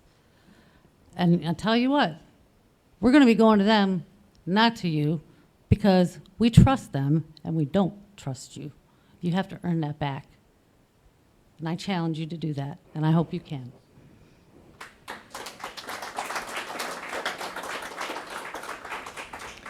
I have one thing to mention. Hopefully that's okay with you. Sure.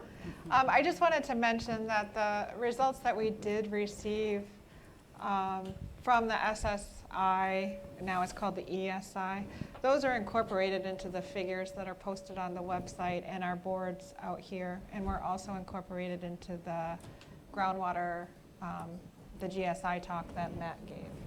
So just so you're aware that the information we have has been incorporated into those figures that you're viewing. I also had one other item. So I do apologize if the meeting wasn't advertised in your local papers. I had been given a contact, and I contacted that person, and I was assured that it was advertised, so I do apologize if that did not happen.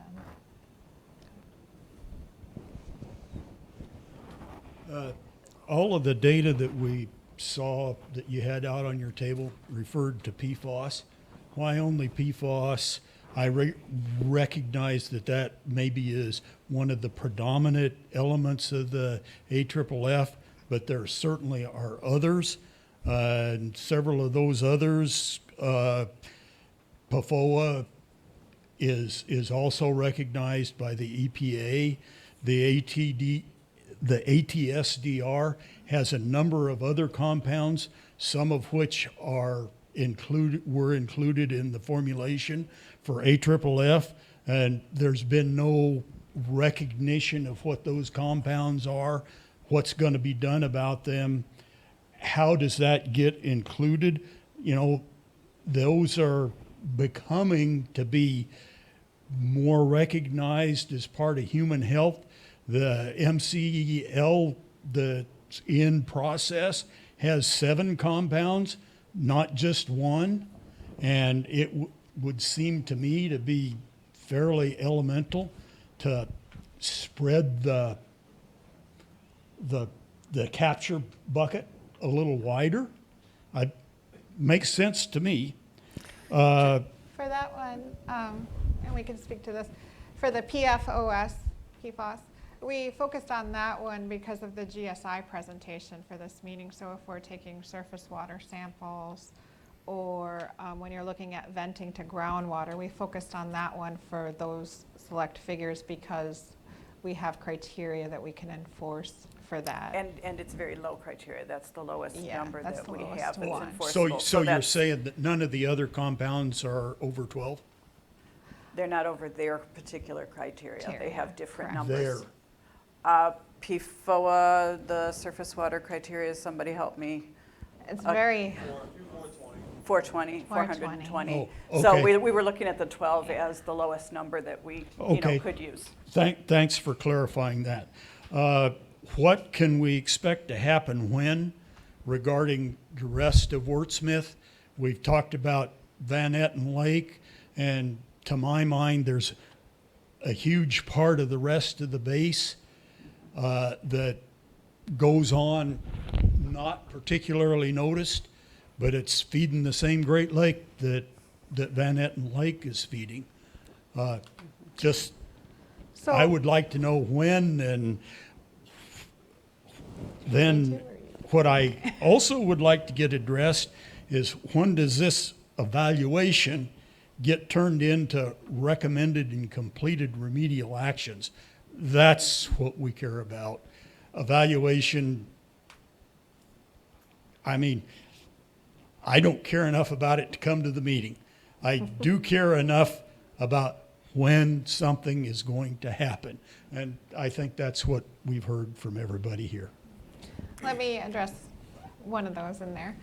So you had mentioned why we focused on Van Etten Lake with our GSI evaluation, groundwater venting to the surface water of the lake. And so we focused there for a first step. Matt has done that evaluation with the data that we have. Once we received more information from the Air Force, the data that I talked is incorporated into those figures. We were able to use that, and now Matt is going along the southern portion of the boundary to do another evaluation similar to what he did around Van Etten Lake. So he's hoping to have that done by September 11th, which is the next RAB meeting. So we'll hopefully have something together. We will have something together by then. Evaluations are useful because, and Kathy can help me out with this, but they give us, I guess, a basis to push the Air Force into those interim remedial actions. Because when we're talking about the Wordsmith Air Force Base, the former base, it's actually the Air Force that will implement the interim remedial actions. Yeah, and we totally share your desire to Yeah. get to remedial actions. As I Yes. said before, that's what we're trying to push them for.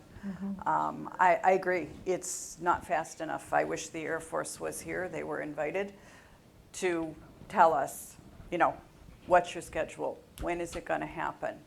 We keep pushing for that. We will continue to keep pushing for that.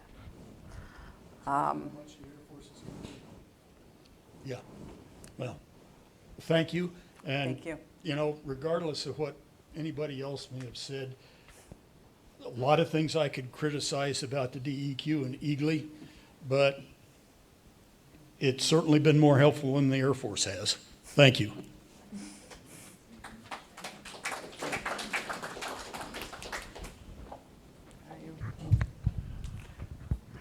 When Trustee Bill Palmer talked, he talked about the data at his property, and he released that at a township meeting during the middle of a blizzard. So there were only about 7 of us in the room. But that was a powerful bit of information because that had not been shared by the Air Force to me as co-chair or the community rep. We also had not heard anything from the DEQ about it. So the following week, I went to the DEQ office. I was in Lansing the same time that Bob and Bill were down there. But I met with the DEQ, Beth, and with Sue Leeming. And I asked, do you have that data? Yes, they received it from the Air Force the previous month in December. It's part of their normal circle process. Can we see it? Well, the Air Force said, no, it's not final data, it's not a final report. So the following week, I went to, I sent an email to the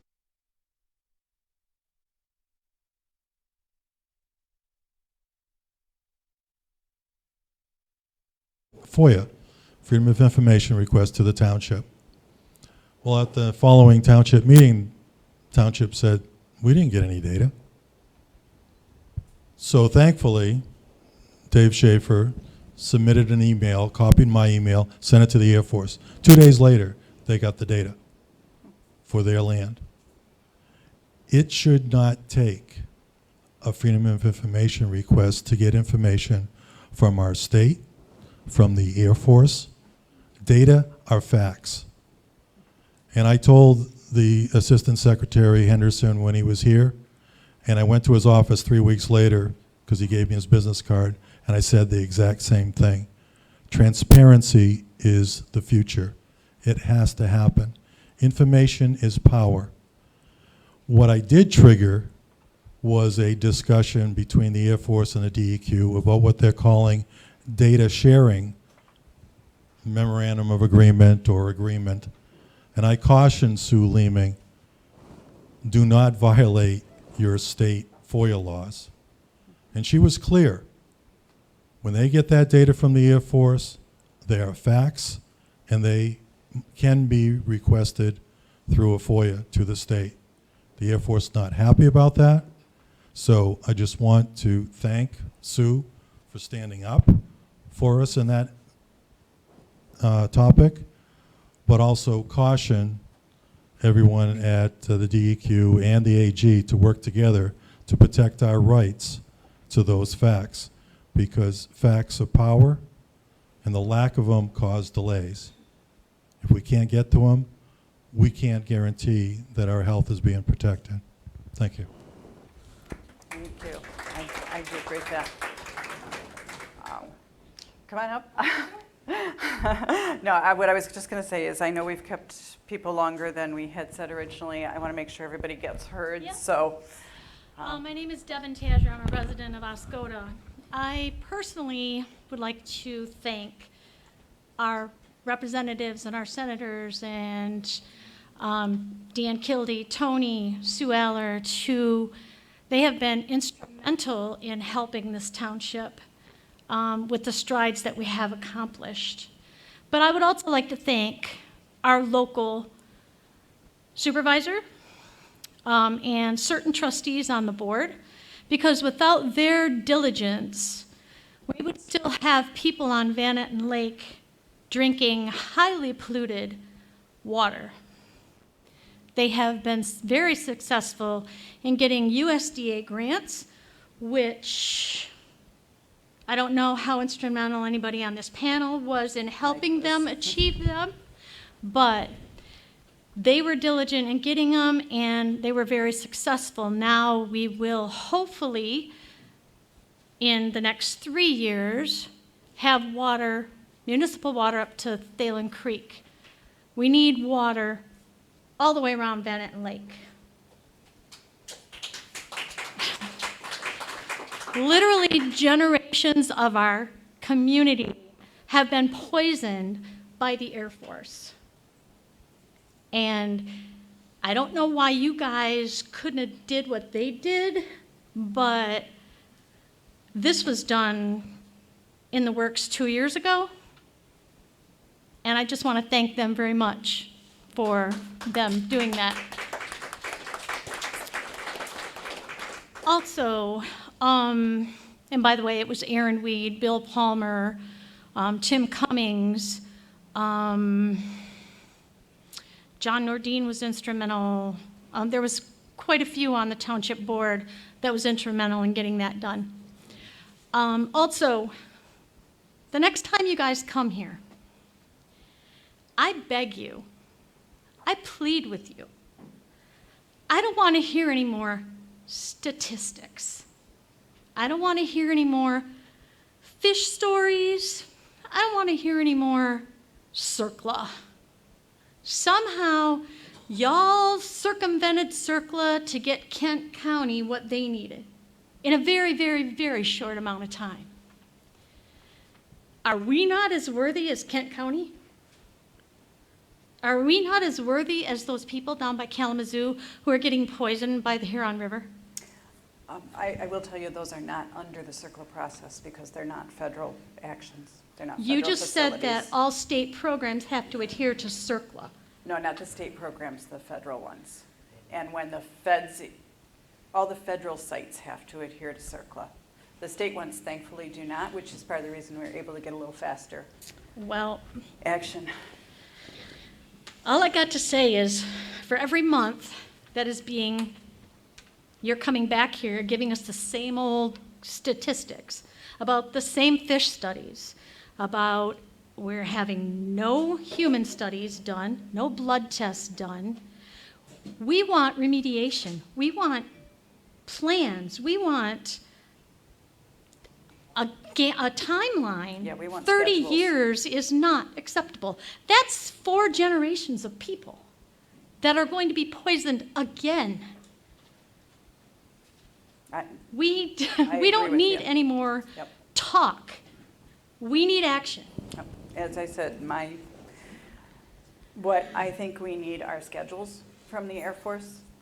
It needs to be done. Well, thinking and Plans and demanding, schedules. we're just people here. You're the state of Michigan.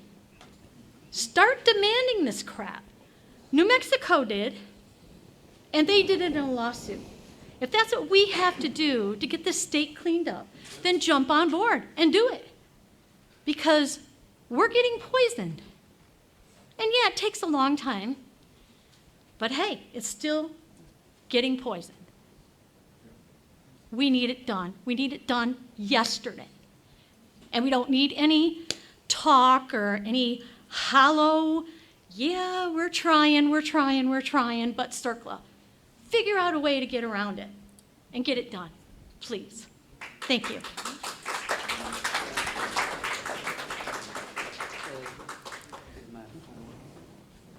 Just to say, hello? Go ahead, see. Just go ahead and start talking. Just to add some points on the biomonitoring or blood testing. For the North Kent County, the exposure assessment or blood testing is ongoing, and as we all know, the exposure level from the drinking water for that particular site is very high. And now we are having an internal discussion how best we can address the situation here in the Wordsmith Air Force Base site. I think it has been raised a couple of times. We have the fish, we have the deer, and if we compare the drinking water exposure level compared to the Kent County and the Parchment site, it's lower here. It doesn't mean that there is a problem, but there are a number of exposure pathways. So there will be a lesson learned from that exposure assessment or blood testing, and then we will try to address the concern we have here on the base. In the meantime, there had been also a previous question regarding blood test. So as I said, we have that internal discussion, and we are also waiting to learn from that exposure assessment. I don't have a specific timeline when that's going to happen, but we're pushing so that it will happen soon. And in terms of if someone is getting interested to their blood to be tested, the first step is to talk to their primary physician, and then there's also a fact sheet that we put by our desk. And if you attempt that way, and if you didn't get any, then I can also do a search. We can also do a search which lab or which laboratory can do a test, and then I would be happy to share that with anyone who's interested in. I'm just going to say, where there's a will, there's a way. And really, I guess it appears like you're the most senior person here, so this is probably more directed at you, but probably even at your superiors. Where there's a will, there's a way. 50 years ago, we landed on the moon. 8.5 years it took them to plan that mission, and the timeline I've seen here is 9. Point taken.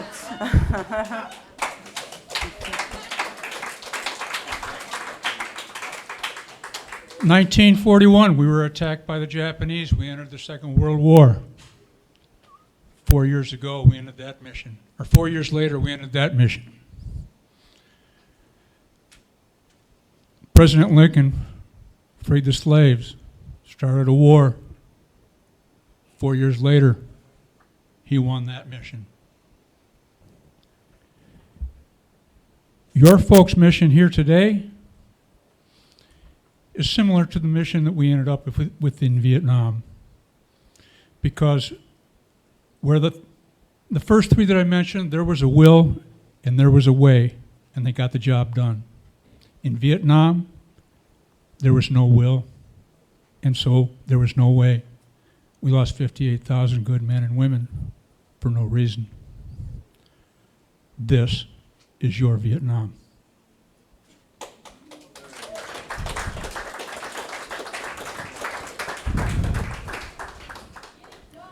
All right, so again, I do thank everybody for coming, and I truly do appreciate your comments. We will do our very best to involve your township officials more than we have in the past. We've already started that with the series of telephone conversations that were set up a couple of weeks ago and are starting, tomorrow? We also desperately want to see remediation happen here. We're trying to do it as chunks, bites of the apple. We'll continue trying to see if we can make that work, because we truly think it's the fastest way, and I know that's hard to hear when it's been 9 years in the making. I understand, but first you got to try for it to happen. So we're there. Shoot, I want to say something else. And now it's gone. I do want to thank my team, everybody here. This is a passion for us. We have all worked in environmental protection and public health for a long, long time. We know this is going to take time to get through, but it's time to make that progress. I really appreciate your comments. I appreciate you holding us accountable. I want you to continue to do that. Don't bring the goons So, next time. don't bring the goons next time. We don't. the goons. need Oh, intimidation. the security. Okay, yeah, that wasn't something I was involved in arranging. So, but the comment is appreciated. Thank you. Those they are as I understand. I'm sorry. Yeah, a lot of those things were comments that I wasn't sure you actually wanted answers to, but to the extent that. Okay, yep. Yes, we've made notes. We will get answers out. Yep. We'll be putting things on the website so that we'll have a set of questions and answers. Okay, please come up and give John your information so we can get hold of you. Yep. Who brought the man to stand at the door to tell us not to bring the sign? I'd like to know who asked that man to be here. Those were actually some people from Lansing. We were told, I'll get there. We were told, as I understand it, that there might be some protests and some people who were going to try and disrupt the meeting. Well, that's what I was told. I was told that I received some phone calls from other citizens, and I was told that there may be a protest in the area, and it may be rowdier than the other general meetings since it was just an Eagle meeting. Therefore, I elevated that issue and tried to get security. I know there had been security at other Air Force meetings, and that's why I tried to do that. We had our representatives here for the safety of our employees. And the decision was made by, we didn't really think that there would be an issue, but we didn't want to tell someone's mom or wife. Well, we wondered and we decided not to. So that's how that issue was made. Who made the decision to bar the signs? Who made the decision to bar the signs? Yeah. The only way the signs were discussed was, I believe, the stick portion of the sign was considered a safety issue. There's no sticks. I don't know. Yeah, That was and what I mean, I was told. Yeah, we have no objection to these. Hello, everyone. My name is Dan Lee. I'm a detective with the Environmental Investigations Section with the DNR Law Enforcement Division. And we are requested to come up here to provide security for all of you to make sure that we have a nice, safe, and friendly meeting. We do these all over the state for a variety of different topics, and the general rule is no signs. Most of the meetings have pros and cons, and you can get battles of signs, people holding them up, distracting people. So we just like to keep them out. If they have sticks on them, obviously the stick can be used as a weapon. These don't have sticks on them. Excuse me. So we did not know that in the past the signs had been used at the break and then brought in and set up. I had no prior knowledge of that. After the break, when people started to come in with signs, I just came up and said, hey, could we please leave the signs in the back? And they said, wait a minute, what's going on? And then everybody came in with signs, and I tried to explain myself, and then in the end, recognized that it really wasn't an issue. I said, please don't be distracting. Please don't use them as a weapon. People came in, sat them down. Absolutely no problem. Yeah, and we told you it was illegal. And they're here. And we told you it was illegal. That's what changed things. Okay, so they're obviously not creating a safety issue. They're not being distracting. They're here. And so our intention was to keep a safe meeting, and that's what we've done. I meant no disrespect, and I did not try to obstruct anybody's First Amendment rights. We're all here being able to speak openly, so I apologize if I offended anybody, but it was strictly for your safety and for the continuity of the meeting. So that's why this sign. It was for intimidation purposes, yes.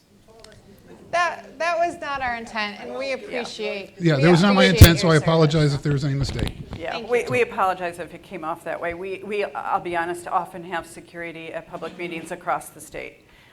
We have had threats. we've had a number of, fortunately, very minor issues, but it's not uncommon for us to ask our law enforcement staff to show up and just be here. And that may be, but that was the, the intent. So we apologize if it didn't come across that way. So again, thank you all for coming. We will get you answers if you want them specifically to you. Please make sure you get your information here to people. And have a safe trip home, everyone. I appreciate your comments.